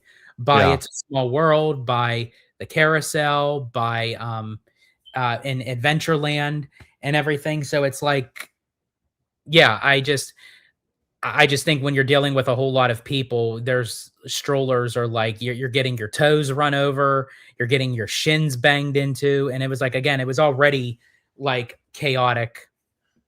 It was so packed in there. Oh my god. It was it was beyond chaos. You guys could see it. It was absolutely nuts. And I'm like, "My god." It's just Now for people who are in wheelchairs and scooters, obviously they can't help it. sure. Then they have to be. But I mean, like for things that aren't necessary, that's what I mean. But yeah, it's like again, you didn't know where the line started or where the line ended, but it was like so yeah, so we ended up purchasing the the the keys. But yeah, Abby was able to grab us and grab us some keys. But yeah, as conductor was saying, she nabbed for us because again, she was the one, she got us one and she was grabbing for, for other people. So it's how you have to do it. And it was kinda nuts because as soon as we grabbed our keys, like, George was showing, literally they sold out, and everybody around the resort was looking for them. They're like, "Where in the hell did you get that? I can't find it." And you know what was the funniest thing? Because we walked into, Pooh's Corner, okay? You have the store right there, and literally where Pooh's Corner was, I ran into a Florida, vlogger, someone I've been watching for years that, I really wanted to meet at some point. I'm glad I met him. It was Offhand Disney. So I got to meet with them, I took a picture with them, really nice guy. Um, and he creates amazing content on YouTube, so definitely go check him out on YouTube. But it's funny because George, I think it was George, and Abigail, and I think it might have been Madame Lizelle as well. We walk into Pooh's Corner store, and what's funny is we see a whole like wall of these keys, and then we Yeah. walk out. What the heck? It Yeah, was like it was on the opposite end of the park, and yeah, because everyone was like at Main Street. Oh, it was in Adventureland. It was on yeah, the pole in Adventureland. I'm like, what the hell? yeah. Like, we could have just nonchalantly just like walked in and just grabbed whatever we want. No, we had to walk into the eye of the storm. And Exactly, and what was crazy about it was that Disney wasn't, as far as I remember, Disney was not very forthcoming with the information about where you could find these keys. Like, they said, "Oh, the Emporium," and that was basically about it. yeah, they left us in the dark with it. So Radio says, never forget, George. At one point, that was you in the stroller at the Emporium. Ha ha. Okay, so two things to that, Radio. Oh, Yes, God. that is very true. Here's actually the funny thing. I didn't mind being in the stroller, but I was one that I loved my independence of getting up and walking. And I Yeah. know that probably doesn't happen with kids nowadays. They, they're very like, like, nope, I'm going to sit in here and everything. Number two, my mom pushed me in what's called like one of those little umbrella strollers. I remember those. That thing like had mileage because like she took me everywhere with that. Now, today's time, people have these like 2x4 Tonka trucks that are like for the size of a baby that's like weighs like a loaf of bread. And Yeah. I'm like, what do you need all this for? Yeah. Like, are we going to war? Are we like about to go into a bunker? Like it's like It's crazy. oh It's my gosh. crazy. And then M.H Reels. Now I'm hopping in between both streams. Well, thank you so much. We greatly appreciate you supporting both channels. And as I said, we greatly appreciate you. And we got E in the house, Ron too. Apparently, Remy, we're back. Hey, so we're not done yet, though, Remy. This might be round 2 of a live stream, but 2 days from now on Monday morning at 5:30 p.m., I'll be streaming it on my channel as well. AM. Yeah. We are going to be streaming the quarterly earnings call, which at some point, they are going to announce the next CEO, and that is going to break the internet. Yeah, we're hoping it's going to be. I don't see. I want it to be that because it's very interesting of all the timing with all this. Yeah, and there are sources that are saying, and high sources, Scott Gustin, WDWNT. A lot of people are saying that next week they're going to announce the next CEO. Well, see, it's interesting you bring that up because I want to dive into that just for a quick second. Yes. Oh, and by the way, folks, that was the topic I did mention earlier that I did want to bring up, which we are now, even though we talked about it yesterday. But guess what? Today they say, oh, yeah, next week. Exactly. So I want to ask you some because obviously, like with the big content platforms, like you said, WDWNT with Tom Corliss. You have you have Scott Gustin. You have who else? You have Scott Gustin. You have Mickey Blog. You have a lot of the big content creators. Let's just put it that way. Mm-hmm. They usually get the press releases at least a day or two before it releases to the general public, so that way they could get their content ready to release the day of when everyone else in the general public finds out. Do you think that a press release will go out with a with the agreement not to say anything, a confidential agreement that a lot of these platforms will know the day before, so Sunday they'll know who the next CEO is, but they won't say anything until Monday after the earnings call, so they can get their content ready. Yeah, I think they have to give them enough ample time to get the their articles written on everything. So Disney tells them like at X amount of time to give them to be ready to post it when they announce it.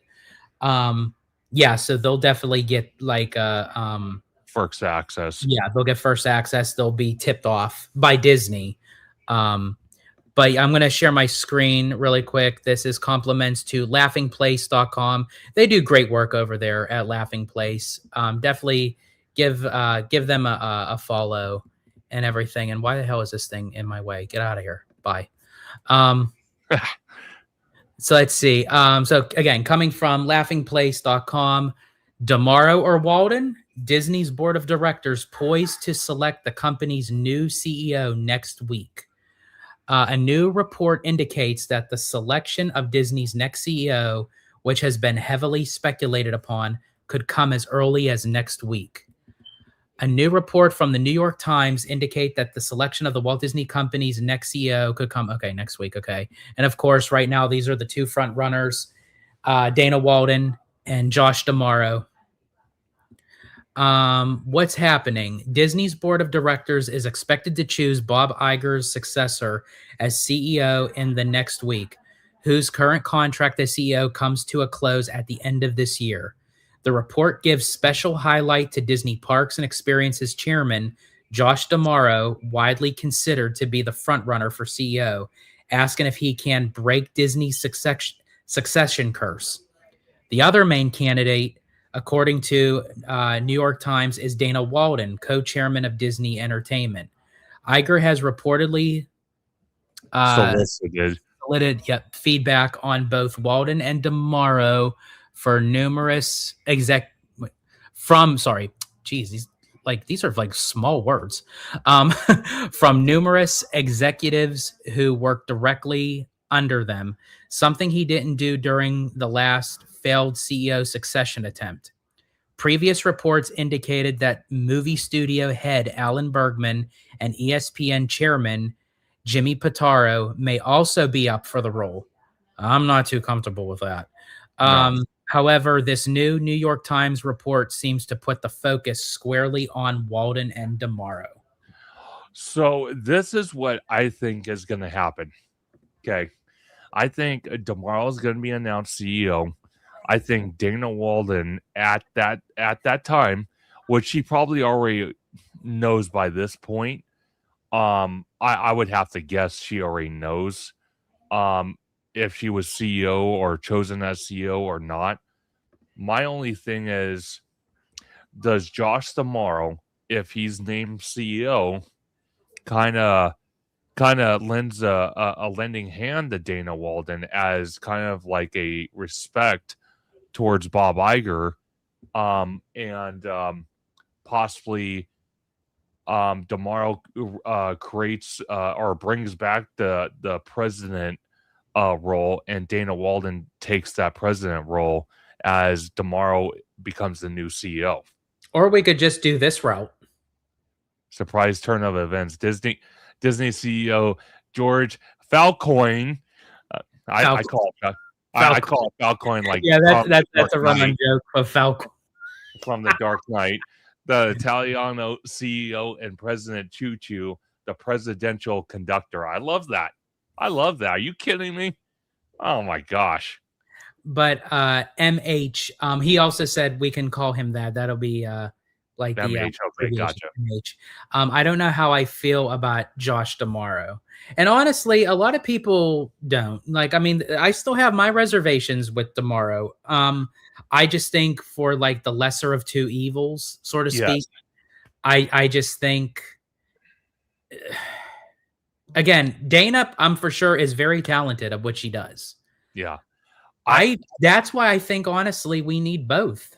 Yes. I don't see why we can't have both. Why we can't have a dual. And I agree with MH.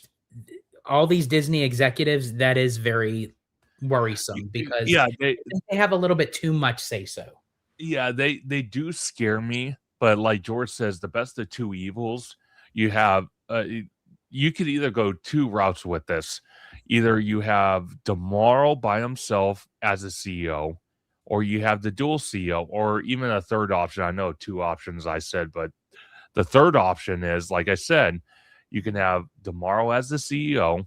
You can have Dana as the president of the company, which Chapek got rid of that role. I think it was Chapek or Iger. I'm pretty sure it was Chapek. Got rid of that role, and Dana Walden can be the president. And since she still has a lot of knowledge and experience in the entertainment aspect of the Walt Disney Company, which is basically the studio side, in layman's terms, you know, if Josh is the CEO, she can literally help with the entertainment aspect of the company. Or the fourth option, she just leaves with Iger and says, "The hell with you clowns." So I don't know. Or the fifth, just put both of us in there. Well, exactly. I agree with that, because if me and George are in there, we can come up with a thing at a click of a fly. Come on, we could do this. Oh, dude, the first thing I would change is say Pandora's not going in the Hollywood backlot. It's going to the Simba parking lot. Done. Over. Oh, that would be yeah, that would be yeah, that'd be fine with me. You bring it here, I'll sign the executive order. We're good. Yeah, exactly. My second act, if we're gonna do the first 10 acts within a day or two, my second act would have to be Tomorrowland remodel. That'd be my second act. My I think third an act, act for me, I would grant whoever would then be that if Jamaro was still chairman of the parks, I'd be like, okay, let's get Mickey and Minnie's Runaway Railway out of Hollywood Studios.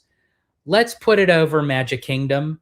Let's put it back by the Storybook Circus tent thing because there yeah, is a scene in there, you know, that has like a little carnival sure. kind of thing, and they're going to the park. So the circus could be right beyond, you know, the park could be beyond the circus.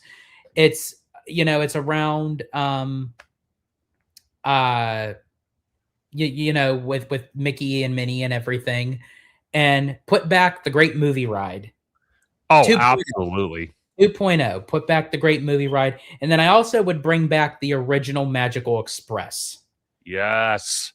Yes, yes, That yes, that is yes. the one thing, it is a bummer that I wish you and Tommy could have experienced. I know we have to do just a simple Uber, but that would have been so cool for you guys to get on the Magical Express, and that was just an experience in itself. I'm very disappointed. I'm disappointed in Chapek for taking it away, but I'm also disappointed in Iger for not bringing it back. Absolutely. And I want to give a shout out to Mouse Ward Bound 2 that is hopping between both George and I's live streams. Definitely love the support. Yeah, Thank we really do appreciate you guys. The fact that you jump from back and forth between our channels, it really does mean a lot because it shows that even though we know that you guys support us both, but it's nice just to see, hey, you know what, you guys are taking the time. I'll jump over to Conductor, then I'll jump back on Holo Gelato and everything. So it means the world to us. So we greatly appreciate it. Absolutely. So my third act, and George, I know you would sign this in a hot minute. Bring back the Premier Pass. Oh, dude, I already got the paper right here. He's got the paper. He's got it. Dude, this guy's balling and walling over here, man. Oh, my God. Oh, God. What would be your third act? My third act. Well, I definitely agree with that Premier Passport. My third act is get rid of these reservation systems. Yes. Get rid of these virtual queues. Let's all go back to what is called, what I like to call, the au naturel of things. Thank you. That would be my fourth. 100%. 100%. I think my fifth act, if I had to go to a fifth act, I'm trying to. Oh, and then the other one would be where that Disneyland 70th big that gigantic like music box thing. Oh yeah, I know what you're That's in talking the about. Esplanade. Yeah. I would actually have a permanent statue built of me like this. Oh, there you go. I love that. Dang. With that chest hair. Dang, that's gonna be a lot of bronze that they're gonna have to put on that statue. God. Well, because they have to showcase each individual curl of the exactly. That's what I mean. Oh my God. And MH actually, I agree with also. Bring back the original paper fast passes. Yes. I mean, yes. As a collectible, are you kidding me? Absolutely. I think. Oh, go ahead. Eliano. Oh, I love it. I think the sixth thing is get rid of virtual queue, which kind of ties into the reservation system. Get rid of all that. Say bye-bye. Get rid of all of it. And then, of course, also we could even make a statue of Giant Peter Adventure, sort of like how they did like Walt holding Mickey's hand. But of course, but if we do Peter, he's going to be holding hands with Cat's Eye. So either I'm down for that. And since like Peter Adventures loves Disneyland Paris, we'll erect him a statue in Disneyland Paris. Are you kidding me? Rudio says, Disney doesn't have a landscaping team to handle all that, George. Oh, believe me, if me and George are in charge, we'll make it happen. Yeah. I can promise It's you like that one. like all this, like Mm. this calls for like heavy duty maintenance. Look at that look at that. I Dang. mean, that's like, yeah, I mean, come He's on. been Like, growing that this for a is my while. trademark. Yeah. This is James Earl Jones had his voice. I have my chest hair. Hey, there you go. It works all aspects. I think my sixth act. Do you think I should get this insured? You probably should. You should probably go down to your local insurance office and see what you can insure that for. Absolutely. Right. See, Mouse Bond gets it. See, like bring back the Premier Pass. They miss it. Like it's 100%. That is, see, that's what I mean, man. I think my sixth act, because we talked about what? It's like the Robin Williams chest hair. That guy, bless his heart and soul, that like literally he had a set of chest hair. He did, and you know what it kind of reminds me of? Steve Carell and the 40-year-old virgin. Yes. Yeah. I could get it turned into a Mano lantern. Someone just pulls like Kelly Clarkson. Flash mob. Oh my gosh. I think my sixth act, because we talked about it during, again, a historical 11-hour straight live stream that me and George accomplished, was, I honestly think, because we talked about it for a good hot minute, was when it comes to D23 tickets, if you have an Inspire keyhole or an Inspire Magic Key, the top tier key, and you have a D23 Gold paid membership, you get priority access to buy the tickets. I'm definitely for that. What would be your sixth act? My sixth act.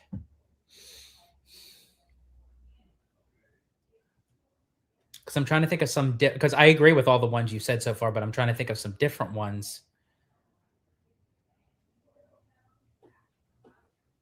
I think honestly, for Magic Key holders and annual pass holders of Walt Disney World, I think should have more benefits. Yes. To the passes if these prices keep raising. I think my seventh act would actually be having a long standing relationship with the international parks and bringing some of those attractions to the domestic parks. Nice. I know one. My seventh one would be, I would open up a port, a cruise terminal port in LA and San Diego, for them to have a permanent home for some of the Disney Cruise Line ships out here in California. I love that. Dude, I love that so much. Oh my gosh. I know this is going to be a tiny one. It's not extravagant, but my number 8 one would possibly be, keeping your Magic Key on your phone if you want. You can have the best of both worlds, but bring back the physical credit card Magic Key annual pass cards. Oh, nice. So that would be my number 8. My 8th one, I would make a value resort out here at the Disneyland Resort that actually people can afford to stay on property. Yes. Let me see my ninth act. Well, thank you so much, MH. We greatly appreciate it. That always makes me feel good that I made somebody's night. So, like, absolutely. Thank you so much. Thank you. My ninth act. If I had to choose something that was the ninth act, I'm gonna actually split this one in half. So it's still gonna be my number 9 choice, but I'm gonna split it in half. And it was kind of like my second choice, but I'm gonna elaborate on that. Bring back the People Mover in Tomorrowland and build it like Walt Disney World's People Mover, and then also bring back the Carousel of Progress. And then when it comes to Galaxy's Edge, and this is kind of where my number 9 choice would be, bring a lot more Roman characters from the original trilogy. That actually was going to be my next one. I would do a complete whole transformation of Galaxy's Edge. And then give us the restaurant that we got robbed from, giving it to the Galactic Star Cruiser, and give us the Bantha ride. Yep. Oh, I know what my next one would be, especially as CEO. And this kind of ties into what yours is. If something is announced, by the time we get it, I don't want to see a light diluted version of what they were expecting to give us. Yes. I would not budget cut these things. No. If whatever something costs, I'm going to go full Abu Dhabi and full Japan and say, hey, whatever the cost is, let's do it. Absolutely. 100%. Mossword Bound says, I say if you're a D23 charter member, you've been to every single D23 expo, you should have better options to secure D23 tickets. Just saying. I agree with you, Mossword Bound, because here's why. I am a charter member. I became a D23 member March 2009 when the club first opened. I'm a charter member, and I have been to every single D23 expo since it started back in September of 2009. Wow. So what do I got the show for it? Here's an outdated magnet. You're a sucker like everyone else. I am. I do. I fall for it every single time. I know I'm a big proponent of saying vote with your wallet, but here's the thing. I'm telling everyone else to do it. Don't worry about what I'm doing. You go vote with your wallet. Exactly. 100%. I cave. No, it's not. It's not a sign of weakness. Look at us right now. We're giving our ideas of what we would do if we were CEO. So we're basically kind of like telling Disney, hey, this is the stuff you guys need to fix. But this upcoming weekend, we're literally going and we're giving them our money because we want the pins. We want the popcorn bucket. Yeah, exactly. So we get roped right into it. Oh my God. And Masur Bond says, exactly. We've been charter members since day one. Absolutely. I'm right there with you, Masur Bond. I don't get it. Why do they even call us charter members then? If they're giving us the title, what? Okay, yeah, they print it on the back of the card. Whoopity do. Let it do something. Yeah. No, 100%. Abigail says, Italiano had 2 magic keys, and he still has 2 magic keys, and Abigail has 2 magic keys. I remember. I have a quick story to tell. Before I do, MH says, just made some popcorn. See all that talk of popcorn buckets. Now they need the popcorn bucket and a pin. Are you going MH to DCA? I'm not sure. Where your location is, if you can get to Disneyland, I don't know, but are you planning on trying to get those items? But while we wait for that response, when Abby mentioned about the 2 magic keys. So this is at the time I was still living over in Pennsylvania, and Abby was, of course, over here, and I had my 1 key. And I was debating on getting another key. And because I was trying to figure out, my 1 key, I couldn't upgrade because I had to physically be here when they opened. And I'm like, oh, that's great. I have to book for the 17th, July 17th for Disney 70th. And I couldn't do it with the Believe key because it was blocked out. I needed the Inspire. And they said, and I called and I said, I would like to upgrade my Believe to Inspire since the keys opened again. And they said, I'm so very sorry. You have to actually physically be here at the ticket booth to do that. And I'm like, I'm all the way over here in Pennsylvania. I can't do that. And they said, well, you could always buy a 1-day ticket. And I said, no, I'm not doing that. I'm not spending $200 for a 1-day ticket just to go on the 17th when I have a magic key. So I'm sitting and I'm thinking, even though I just said I wouldn't spend $200, but at least I would have an Inspire key, and I thought, this was the night before, by the way. And I was talking to Abby and I was like, I don't know if I should or not. And she was like, I don't know. Maybe you really shouldn't. Like, just take the chance, come out with the Believe key and upgrade it and everything. You'll be coming out in a couple days anyway. And I thought, well, in a couple days, they can close down the Magic keys. Then I'm screwed because you really don't know. So the next day came and she texted me and I opened it up and I read it. But it was at the time I was in the process of purchasing the Inspire key because I decided to get it. So on her end, it showed that I read the message. And she knew because at that time, anytime that I read a message, I respond right away, but I didn't. But she saw that I read it. And the first thing that popped into her head before I ended up calling her, she said, he's buying that Magic key. I guarantee you he's buying that Magic key. So after the fact I made the purchase, I called her and I told her what I did. And she said, I knew it. So that's how I ended up with 2 Magic keys. Okay, so that I love that story. See, I love stories like that. George, I did send you an article and I do want you to bring it up, but before we do, on Instagram? On Instagram, but you can pull it up on the stream. Okay. But my 10th option as CEO, this is my final act. Okay. For the okay. Can you possibly come up with 2? Because since we went for 11 hours, we have to have 11. So to pay homage. Okay, so for my 10th one, let me see. My 10th one, what would that be? Yes. Okay, my 10th one would bring back entertainment to both Disneyland and DCA and even Walt Disney World that we've been losing like crazy, and pay cast members a living wage and show them the respect they deserve. There you go.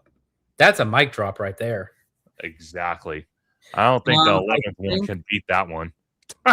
Yeah, you know what? I think I'm going to call that one. I think that'll be my 10th and 11th one. Yeah. I don't know if I could top that one. I don't know if I can. I don't know how much power I would have of that, but I would say, honestly, to possibly convince the executives to not get involved with everything. Well, okay, so this actually would be my 11th one. Would be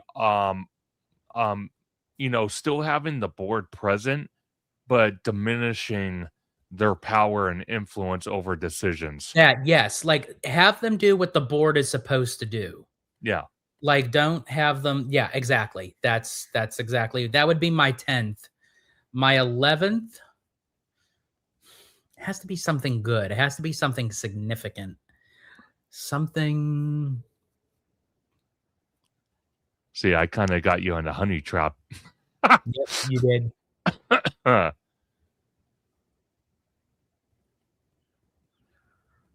Okay, I got one. Okay. I would go back, maybe not everything, but go back to a little bit more of Walt's traditions. Yes. And that also includes non-IP original rides. I like that. And actually, I'm going to add a little bit more to my 11th, which this is paying homage not only to what you've talked about and Bricky that I'm going to have on the show on Sunday is give us a Lillian statue. Please. I think Lillian and honestly, Ub works. Because I really think without Ub, a lot of stuff would not be to what it is today. Because, I mean, it would still be Disney. But I mean, he helped create the design of Mickey Mouse. Yeah. He helped with the multi-plane camera. He did things for the studio, for the parks, for like he had his hand in everything. And I have to tell you, folks, as George is pulling up that article, I will tell you this right off the bat that camera that George was just talking about in person, that thing's humongously big. Yes. I mean, huge. Yeah, so the fact that like Ub Iwerks like helped design that, That's crazy. crazy. So this is the article that Conductor sent over to me. This is again courtesy of WDW News Today. And it Disney broke. CEO Bob Iger may step down early than expected. Expected. Following the news that the Walt Disney Company Board of Directors plans to announce their next CEO next week, Variety is reporting that current CEO Bob Iger may leave the role before his contract is up. Interesting. Let's see. Disney CEO Bob Iger's contract will be up at the end of 2026, but sources say he's looking to bow out early. Variety reported on the news, which was initially broken by the Wall Street Journal. And as you can see, folks, this is all legit outlet sources. This is coming from Variety. This has come from the Wall Street Journal, New York Times. Like, this is like real stuff. Iger has told quote unquote associates that he plans to step down as CEO and, again, quote unquote, pull back from daily management before December 31st, end of his contract. And that's December 31st of 2026. The Wall Street Journal reported Friday, citing anonymous sources. A CEO announcement could come alongside the release of Disney's earnings report. Here we go. For Q1 2026 on Monday, but that hasn't been confirmed, although sources say that the news will definitely break next week. I think it's confirmed. I think so too. They know. They have to know. They're going to say something. This is, yeah, there's no way that they don't know. Okay, so Remy D says, you guys got any predictions for the earnings report?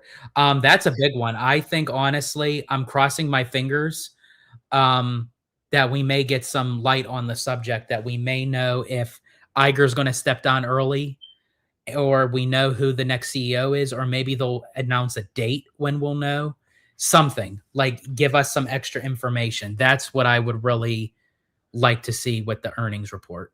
So I think with the earnings report, basically going verbatim for what George said, but also with the earnings report, because this is going to be my first time being up at 5:30 in the morning doing a live stream with George on one of these earnings calls. But since there's a potential they're going to announce the new CEO to the shareholders and all that, I wanted to be part of that. But I will tell you this, since Universal literally yesterday during our 11-hour live stream broke the news that they released their quarterly earnings, and it showed positive numbers due to possible Epic Universe opening in May of 2025. I'm very curious. My predictions are that they might mention something about that and what they're doing out in Walt Disney World to kind of compete with that. Okay. Hey, that's a bold prediction. Yeah. Yeah, we're definitely going to have to listen in close on Monday. I'm very curious because Monday is February 2nd. And then everything starts with Disney California Adventure 25th anniversary between like the main dates, the 5th to the 8th. So they have between the 2nd and the 4th, I think that they would make the announcement, because I don't think they would make the announcement during the 25th. I think it'd be drowning it out too much. I think they'll make the announcement before the 25th of DCA. I think so too. And like I said, if they announce the next CEO on February the 2nd during the earnings call, like I mentioned earlier in the live stream, it would be so awesome on February the 8th if they built like a little stage in front of the lagoon where World of Color sits, where you have the Mickey Fun Wheel in the background and you have the lagoon in the background, and they have all three generations of CEO come up on stage, starting with Michael Eisner, then you have Bob Iger, and then you have the new CEO, which again, it's almost pretty much 100% confirmed at this point. We all know, or at least have a good feeling that it's going to be tomorrow. So tomorrow will be the third generation It's as a CEO great, coming big, on. beautiful tomorrow. Exactly. Shining at the end of every day. Included his hair. It's a Eh, great, big, beautiful tomorrow. exactly. That's what I mean. So I think I think that would be awesome if they did something like that. Because, like I said, even though Eisner has not been the CEO since the early 2000s and gave the reins up to Bob Iger the first go round, he still he still collaborates and he still goes to meetings with Bob Iger, as we all like to call it, their summer camp convention, where you have all the CEOs there. You have Bob Iger, you have Tim Cook from Apple, you have Bill Gates from Microsoft, you have all these CEOs from all these different tech companies at this convention. You see pictures of it when it happens. So Eisner is still kind of involved a little bit by far. So I would be very curious, since he is the one that was in charge of the company at the time, to build DCA and open DCA 1.0. I'd be very curious and very interested to see if he'll pop up, or if he'll pop up and make a public speech to everybody on February the 8th, the actual birth date of DCA. And I wonder too, even though he's going to step down and maybe, step down early, I still think he'll take like a little bit of a back seat, like behind the scenes, just to make sure things run smoothly with the transition. I just think, as they said, the quote unquote, he's not going to be involved with a lot of the management process as much. Yeah. Yeah. Which we kind of all predicted, because usually when a CEO, I'm pretty sure of it. Again, don't quote me on it, but usually when a CEO does, like, their contract ends, like Iger and others, usually they stay on for a year to advise the new CEO of the company, and they usually take a back seat. So they're not in daily operations, but they're there for another year or throughout the year to consult and to advise the new CEO. So I think that's what Iger is going to do. Because I kind of feel by that article, and we all kind of talked about it for a brief minute about, possibly all these news outlets, New York Times, Variety, WD, WNT, Mice Chat, Mickey, Blog Mickey, and some of these other big platforms. They'll probably know who the next CEO is probably by Saturday night, if not Sunday morning. If they may even already know now. They might. So that way they can. Because you know why? I'll tell you why. At the time of this live, it's Friday. Yeah. They're going to have the whole weekend to write out their articles. Absolutely. So they might already know. And then their deadline will be Monday morning. Exactly. So literally, like, minutes, maybe even the first hour after the earnings call is done, I could promise you, you're going to see articles go on social media like crazy. It's going to happen. Absolutely. And MH, actually, I was going to say this when we were reading the article. Honestly, I think Iger is tired. I agree. I think, honestly, after running a company for how many decades, and well, not decades, but like moving into like the second decade, and coming and leaving and coming back and everything. And I mean, he's no spring chicken. He looks good. He looks great for his age. But I mean, sometimes you just have to take a back seat and just like enough is enough. You have to take a break. And I think everyone hits that boiling point at some point. You're always going to be, no matter how far that you reach to the top, once you hit that top, there's no way to go but down. And sometimes you just have to accept the fact when you hit your peak, it's like, okay, let someone else step in and take the reins. No, absolutely. And then Remy D said, I would be interested to see how much the revenue increase they have over the year, have year over year given this will be quarter 3 since Epic has opened. That's what I mean. I honestly think something is going to be said during that quarterly earnings call, because of the result of Comcast releasing their quarterly earnings showing positive numbers due to Epic Universe. Absolutely. I can almost be certain that Disney's going to say something about it, or either Disney's going to say something about it, or when they do the Q&A call-ins, like they like to do for the first, what was it, like 10, 15 minutes or 20 minutes, someone's going to ask that question. Oh, I was just going to say that too. Yeah, they do the callers at the end. But because all this has leaked out from different sources and stuff like that, yeah, these big companies and shareholders, someone's going to ask. Yeah. We have EJ's Adventures. Welcome in. And let's see, who do you think will be the new CEO? It's still tough, but right now I don't know. I'm still leaning more towards Damaro. Oh, your son's out again.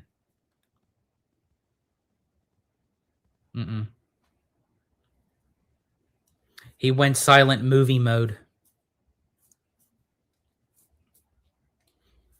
That's weird because this is like the second time it happened. It's like it works, it's fine, and then all of a sudden it just like cuts out.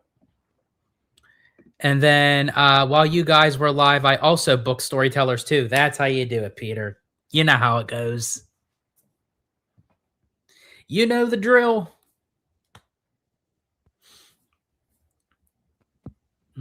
No? Okay. Oh, now you're back.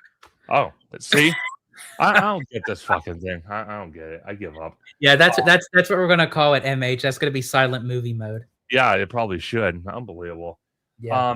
I will say that that's one of my favorite Mel Brooks movies. I love silent movie. The movie is all silent. There's only like one line in the whole entire movie. And you think, well, how could that be a good movie? It's hilarious. So for anyone who has not seen that movie, it's called Silent Movie. It's written, directed, produced, and acted in the movie of Mel Brooks. So definitely check that out. Absolutely.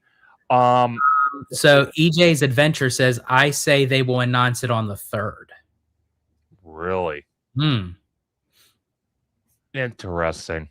Oh, so you've seen the oh, awesome. Perfect. Interesting. Oh wait, I'll buy you guys a churro if they don't. Oh man, we're taking some bids now. Hey, there we go. I love it. I love it. Awesome. That's great. Okay, so anyone in the chat, do you guys have predictions just like EJ's Adventures? Do you think they'll announce it at the quarterly earnings? Do you think it'll be on the 3rd? Do you think it'll be on the 4th? Do you think it'll be during DCA's 25th anniversary? Do you think it'll be after? Throw in your wages. Exactly. And then we'll probably be asking the same questions the morning of February the 2nd as well at 5:30 in the morning. It's going to be interesting. Originally I was going to do DCA, but for my group it was $1,000 for one park one day. I instead purchased my Disneyland Paris tickets, Park Hopper, for $600. There you go. That's how you do it. And then EJ's Adventure says nice singing. There you go. So Peter thinks the quarterly earnings. That's what I think. I don't think that they're going to wait until the 3rd. MH says, I think it's going to be towards the middle section of the year. Okay, so you think that even though that they're saying it's going to happen this or next week or this coming week, you think that may be not true, and you think it's going to be more. You think it's going to be more closer to the shareholder meeting because the shareholder meeting's on March 18th. Do you think it'd be more for that? What day is March 18th? I It's know it's the day we come back. I yeah, just but I'm trying to remember and what we're day gonna are be we coming back? we're gonna be on the plane, so that's gonna be kind of tough to Well, no, report. because we come back actually on the 17th, so the day after is Oh, the shareholder. I might be available, so I might do another morning live stream with Yeah, you. you know how we do it. We're literally going to be freaking just got off a vacation, and then whoop, we're back doing the shareholder. Uh, Exactly. the DCA 25th was going to be like the Hong Kong opening where there was the passing of the baton. Oh, that's interesting. Okay. Interesting. Yeah, so MH thinks it's going to be like around the time of the shareholders. Interesting. Um, I don't think it's going to be as soon. Okay. Interesting. Interesting. So I have one more topic I would like to bring up. I don't know if you Sure. have anything else you want to Oh bring up. no. I think this is kind of significant to what we were talking about because again, we talked about it this year. Uh-huh. Jesus God, yesterday. Oh yesterday. God. Oh God. Uh, yesterday for our 11-hour marathon live stream. But there was one part of this topic that I think we overlooked that we didn't talk about. And I Okay. think it's very important. But before I share my screen, Remy D says, will you guys ever visit Disney Paris? Absolutely. Conductor and I were actually talking about it on the stream yesterday of possible timeframes for us to do our European trip where we can see Disneyland Paris and Universal Great Britain. But So, see, now a monkey wrench got thrown in there because we figured out last night after talking for 11 hours to everybody that the Diamond Celebration is happening in 2031, and that was kind of around the time we were looking to do the European trip. well, So that's okay. So we'll just do what we're going to do in March. See how we're doing the 70th event yeah, at Disneyland? Well, we'll go for the 60th at Disneyland. We'll hop on a plane and boom, we're over in Europe. you're nuts. You're nuts. Oh my God. And John Make It Rain is back. I fell asleep. Hey, nothing wrong with a good cat nap. And we appreciate you, John Make It Rain. Hey, We appreciate everybody. absolutely. Everyone that's part of the chat. John Make It Rain, obviously Giant Peter Adventures, Remy D, MH, EJ's Adventures, everyone that just joins in on the conversation, Mouseward Bound, like all you guys are I know they're not present, but Lene Ward, Mark McHugh, excuse me, Mark, geez, Rudio, Matthew Murr, all the way from the UK, everybody that's involved with our lives. We just our live shows and our content and just our lives in general. Just Yeah. we greatly appreciate it. Hey, Giant Peter said the 60th would be in October. And I know we talked about possibly doing Halloween at the Magic Kingdom and possibly HHN in Orlando. Okay, then fine. Then you know what we do then? Then we do Disneyland, we'll hop on a plane, we'll head down to Florida, and then from Florida we'll head to Europe.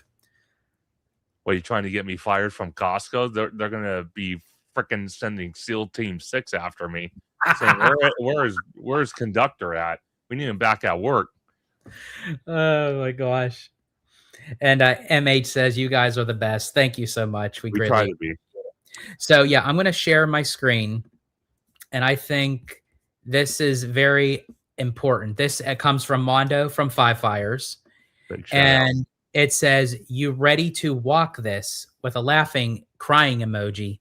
Oh God. And it's a screenshot of the again, folks, I'm from PA, the walking path, where at the Toy Story parking lot, when they announced yesterday that the AVN buses are going to be discontinued pretty soon, and they're going to do like a slow phase out of the buses. And good friend and supporter of the channel, Rudio, sent that information to me yesterday while we were doing the live of the post of Mondo. And Mondo posted this, that when those buses end, if the Toy Story parking lot is still going to be active for people to park, there's going to be no buses to take to and fro.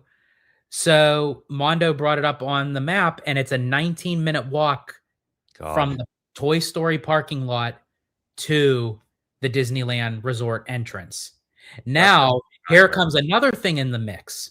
When they start making the Eastern Gateway, and you're going to have this big bridge coming across harbor that's going to merge into this, is there going to be an entrance on ground level? I assume so for the Toy Story parking lot, but that just puts in to a bigger play. Is the Toy Story lot really not going to be active for people to park anymore? Why it's going to close for potential news of the third gate? And again, with all this talk of a change of a CEO, that would be a major game changer, and to solidify your mark in the Walt Disney Company history as a new CEO, whoever it may be, DeMauro, Walden, Bergman, whoever, to make a power move like this, that's very telling. Interesting, because I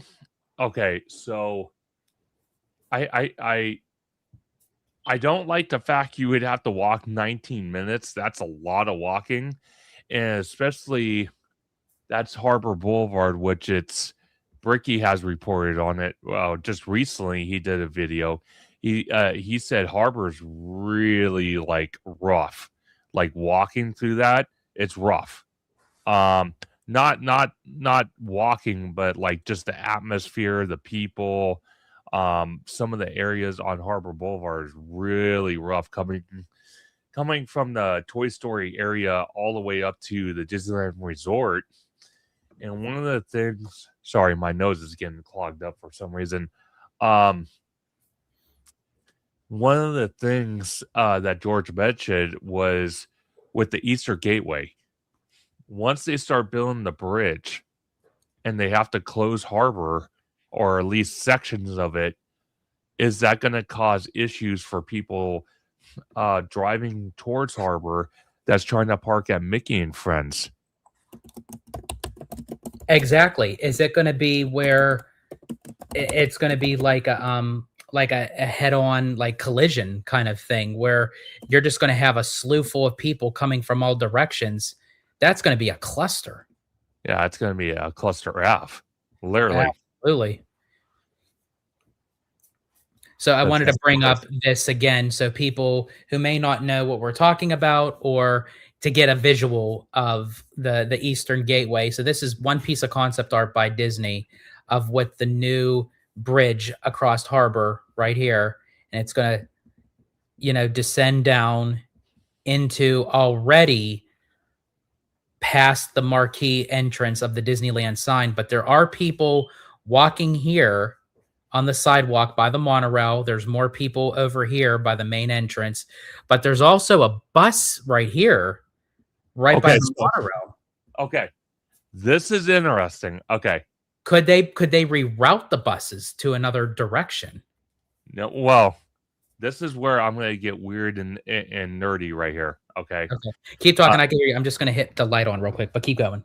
Okay, so when you see this bus coming and it's stopping in this area, it's kind of curious to me, because if you see the bus, if it doesn't stop here and it goes and it keeps going, you see where this little gap is, right here on the bottom left hand corner with the four white lines. This right here. Okay, so have your cursor right there, George. Okay. Put your cursor right there, and then follow the road up and around.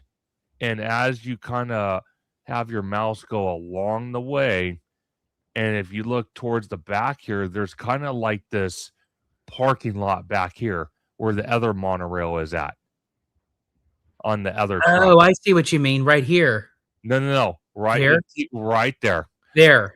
Yeah, it's almost like a parking lot. So I wonder if they are still gonna have a bus load and unload area, Because but it's gonna be at a much smaller scale. and much closer to the resort, because here's the thing, if you look where this bus is located, here is the street.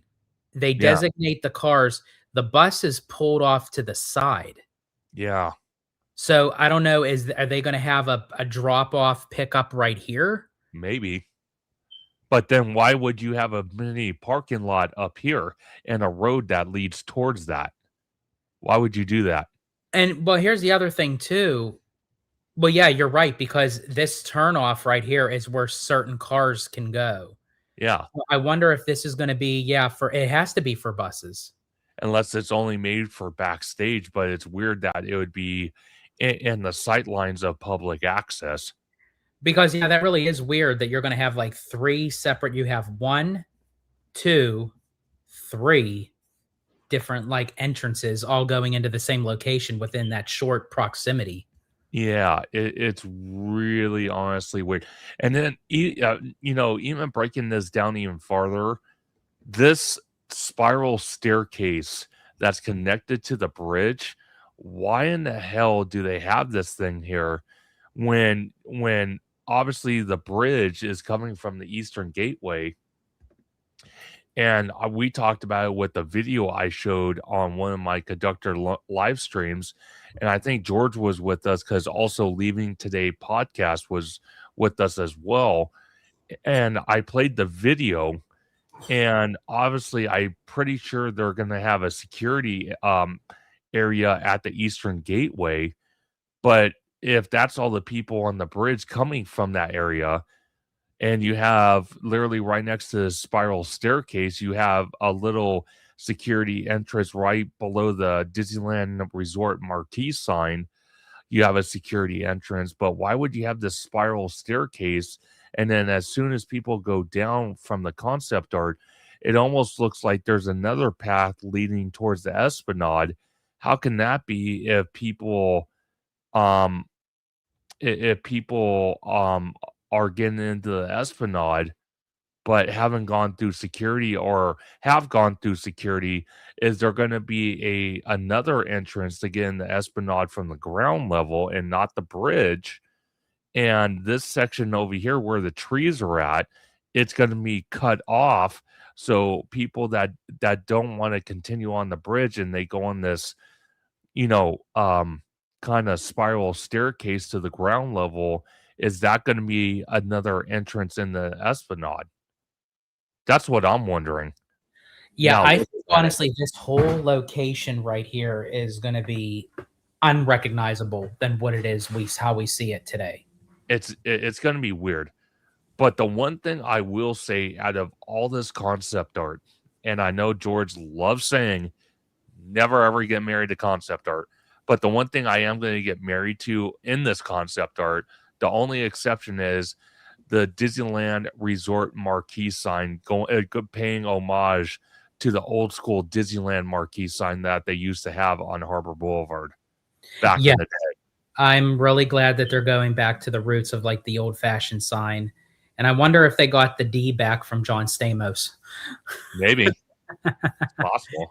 Oh gosh. Um, and then also too, folks, just for clarification, so you know whenever I talk about it, in this piece of concept art, right over here on the left-hand side, this is what I refer to as Pandora's ass. Pretty much, or Yeah. someone's ass. Yeah, it could be Pandora's ass at this point. It could be Zootopia's ass. It could be Marvel ass. Like, who really knows? Hell, let's just throw a monkey wrench in it. It could be Wakanda's ass. Who You knows never at know. this point? I mean, knowing if Abby was lucky enough, she would say it's Captain America's ass because she loves Chris Evans. So He is pretty sexy in that Captain America costume. I'm not gonna lie about that. oh, neither do I. I mean, that's why I'm like, I mean, it is what it is. But like, yeah, I mean, So yeah. you never know. Oh gosh. But conductor, before we end this live today, is there anything else you would like to bring up, discuss, concerns, opinions? No, I think we covered everything we need to cover about all the information that dropped. And obviously, definitely stay tuned to Hollow Gelato and Theme Park Conductor as news drops. We will report it on our socials if we're not on YouTube live streaming. But the next time you will see me and George together on a live stream will be Monday morning at 5:30 a.m. for the quarterly earnings call. That's going to be very, very interesting, and it's going to be my first ever. So definitely stay tuned for that. And then I like George mentioned, or like I mentioned at the beginning, I will be having Hey Bricky on Sunday at 6 p.m.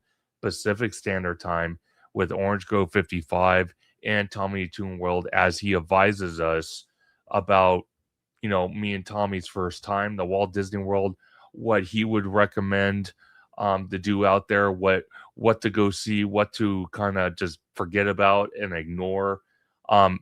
Basically a tips and tricks live stream. And then also we're gonna break down one of his videos he did a couple weeks ago on Bricky Vlogs talking about the third gate. We're gonna kind of pick his mind because I think me and OG definitely have some questions for him on that. So definitely stay tuned for that. But you can find me, Theme Park Conductor, on YouTube and Blue Sky at Theme Park Conductor, on Instagram at theme_park_conductor. You can find me on X at Theme Conductor, TikTok at Theme Park Conductor 1, and every Sunday at 5 or 7 p.m. for Conductor Sunday live stream, where we have amazing guests like the one and only Hollow Gelato with his spicy but sticky Italian comments and his haired chest, which is it should be patent. I think it should be patent. And then we have guests like Orange Grove 55 with his wild, wicked patent hair. We have Tommy Toon World with his world famous food reviews, and so many others as we break down Disney and Universal news. We speculate, we talk rumors, and on top of that, we interact with the chat. The chat interacts with us. And I want to give a big shout out for the last couple of days. I've done live streams between me and George, Orange Grove 55. I've done videos with Orange Grove 55 in the last couple of days. And one of the biggest supporters of Theme Park Conductor is Hen Geek Village. I never expected in my wildest dreams he would ever send $100 super chat. That was absolutely incredible. That was legendary. But also the Madame Lizelle being a wonderful supporter of Hollow Gelato and Theme Park Conductor, as well as she donated memberships for both our channels. And just everybody watching. Giant Peter's Adventure, John. We had who else do we have in here? We had Radio, EJ's Adventures, H Reels, Mouseward Bound, Remy D. Mm-hmm. We had a EJ's Adventure, Mouseward Bound 2. We had a lot of great people in this live stream and live streams we've had the last couple of days. So I want to give a big shout out to everybody watching and supporting not just Theme Park Conductor, but also Hollow Gelato. It literally means the world to us that you support both of our channels. You take time out of your personal lives to enjoy and watch us interact to theme park news and, catch our comments on the fly. It's pretty fun. It's a lot of great times. And I also want to give a humongous shout out to George from Hollow Gelato for me and him completing a milestone, something we only talked about weeks ago when we were both sick with this flu that's flying around. And we said we want to do an all-day marathon live stream, and we pulled it off yesterday with doing a 11-hour continuous non-interrupted live stream. So shout out to Hollow Gelato for that. Thank you so much, theme park conductor. And again, thank you for joining me on all these live shows, pre-records, our on location adventures in the parks. As I said, I know that Tommy is your right wingman, and but I think I could consider myself as your left wingman, if you will. So in any case, folks, thank you so much for joining. As conductor was saying, definitely check out our joint live yet again coming up this Monday at 5:30 in the morning for Disney's Q1 2026 earnings call. We're hoping we get some answers to our questions. It may be a banger. We'll have to wait and see. But again, big shout out and thanks to everyone who joined in the chat. John Make It Rain, Giant Peter Adventures, Rudio, EJ Adventures, Remy D, so sorry, MH. There was a few other people. I think they came in like earlier on. Mouseward Bound, but there was other people that came in early. I have to give them a shout out too, just for popping in. Magical Hops.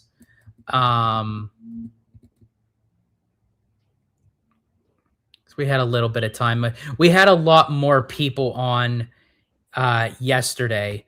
So it was very hard to get to say people individually. Leslie, thank you so much. Michael Snuffer, if I'm pronouncing your name correctly. If I'm not, I greatly appreciate. I greatly apologize, but appreciate you coming on.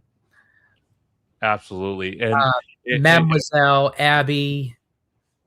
Oh, I'm sorry, George. I just want to say real quick that Magical Hops, he is a new channel on YouTube. Please go love and support him. I do work with him at Costco, and he actually took inspiration from me because I work with him about starting a YouTube channel. So definitely please go check him out on YouTube and Instagram at Magical Hops. And I have one couple other things to say. And then we also have a theme park conductor who wrote in at the very beginning of this. I don't know who he is, but okay. Yeah, but thank you anyway, theme park conductor, for joining, of course. Also, too, anyone that can join us, I know it is super early. It's at 5:30 in the morning for the earnings call. We're going to play the earnings call live while we are live. And then after we hear the earnings call, maybe that'll be a great time. Since it's in the theme of an earnings call, whoever is up early enough to join us after the earnings call, maybe we'll try some of our own calls. And if you guys want to try to call in, I'm going to try to see. I think I have, as I said, I do have a Discord. It is set up. I don't know the logistics behind it. I'm going to do a little bit of research over the weekend, but I think it would be kind of interesting.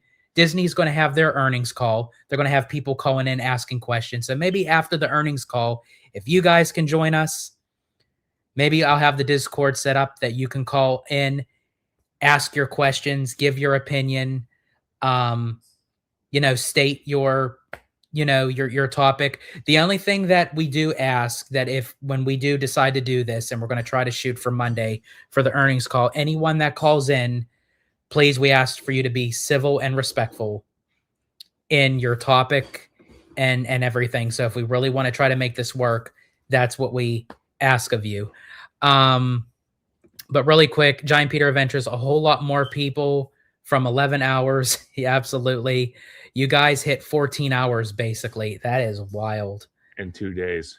I am going to have to watch the earnings call. And then David, welcome. And I'm so glad that you were able to jump in before we ended the live. Asking conductor, how's your day today? I'm doing well. I'm doing well. Each day gets better and better. And then Peter says, post the link to it in the chat. I'm assuming, are you assuming the link for the earnings call, or if you can just really quick, Peter, if you can elaborate on which is it the link for the earnings call? And then why we're waiting for his response. I know we were going to end it, but I do want to bring up this post real quick, George, if you can pull it up for me? Oh, yes, of course. Yes. We have some heartbreaking news. Variety is reporting that Catherine O'Hare, a veteran actor who starred in Home Alone, Schitt's Creek, and Best in Show, has died at 71. Our hearts and prayers will go out to her because she also played the bride in The Night Before Christmas. So she's going to be sadly missed. She was actually just on Hollywood Boulevard on the Walk of Fame for the dedication star for oh my gosh, I can't. Macaulay Culkin. Yeah. So a tremendous loss in the entertainment world as we lost Catherine O'Hare at 71 years old. And Absolutely. And I appreciate you remembering, because we did talk about it on the phone that we were gonna give our little tribute at the end of the live. But yeah, that is very unfortunate. I was not expecting that, because even though she was 71, she seemed very youthful, very healthy. Loved her in Home Alone. Loved her in Beetlejuice. Loved her. She, as you mentioned, she did the voice of Sally in The Nightmare Before Christmas. She was on the popular show Schitt's Creek, and yeah, just as a human being, she was Best in Show. She was a very funny person, and unfortunately, I didn't get any chance to like bump into her or meet her or anything. But as you had said, conductor, she will sorely be missed, and thoughts and prayers go out to her family during this difficult time. absolutely. And it just goes to show you, even celebrities don't live forever. So Yeah, it's true. and we kind of touched upon this during the live yesterday. And we just urge everybody, if you can, if it's possible, please, please, please take care of yourself. Try your best. And I know it's difficult because we all, love the, the sweet stuff and the cookies and candies and the Jack in the Boxes and Taco Bells and so on and so on. I could go on for another hour naming everything, but please take care of yourself, and never, ever, ever, and I mean ever, um, think that your day is going horrible, because you never know if tomorrow is going to come or not. So cherish every day you can. Absolutely. Couldn't say it better myself. So I won't even try. That you definitely said it. David says, thanks for having me on, George and conductor. Absolutely, David. You're always welcome. And of course, Big Samus, wow, just joined Deja Vu. It really was Deja Vu. Literally, we jumped back on this live and we're like, wow, it feels like we never left. The only thing that we did was we had a very, very, very late dinner, went to bed, woke up, changed our clothes. But other than that, we're here. Pretty much. Pretty much. But in any case, folks, we want to thank you all so much again for joining. Peter, I'm not sure if you're still in the chat. If you could just relay to us about the link. If not, if you can't get to it by the time that it ends, just respond in the DMs. Just write to me. I was trying to look for the quarterly. I'm on the website, but I'm trying to actually find because it's giving the quarterly earnings, but it's not giving the specific one. It's giving like the past quarterly earnings. Let me try one more thing before we end the live.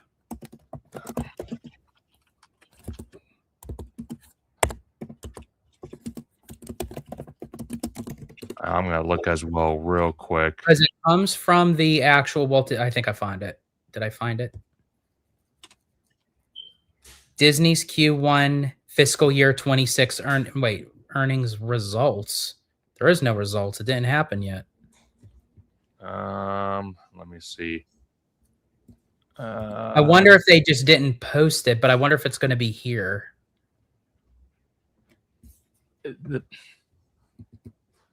I'm not sure. It probably will if I had to guess. Let me see. Because it has to actually come from the WaltDisneyCompany.com. This Blog Mickey. But Blog Mickey is just saying. Let me see. They post the. See, I'm not 100% sure about that. So I think Yeah, we'll just have yeah, there's. I'm not 100% sure. Yeah, here's the thing. I'm gonna post this link. I'm gonna post this link into here. Now it doesn't show the the button to click on, but it should be this website for the fiscal one. I'm sorry, quarterly earnings. Quarter one fiscal year 26. It should be somewhere in there. So I just posted this because it should be there somewhere. But in any case, folks, we want to thank you so much for joining us on this live with me, George the Disney Italiano of Holo Gelato, and Mr. Theme Park Conductor from his channel, also Theme Park Conductor. And again, big shout out to everyone that contributes and is part of our lives, our shows and everything. We love, appreciate, and each and every one of you. And I'm George, the Disney Italiano. And as I always say, in Disney Italiano fashion, stay safe, stay healthy, stay Disney. Italiano out.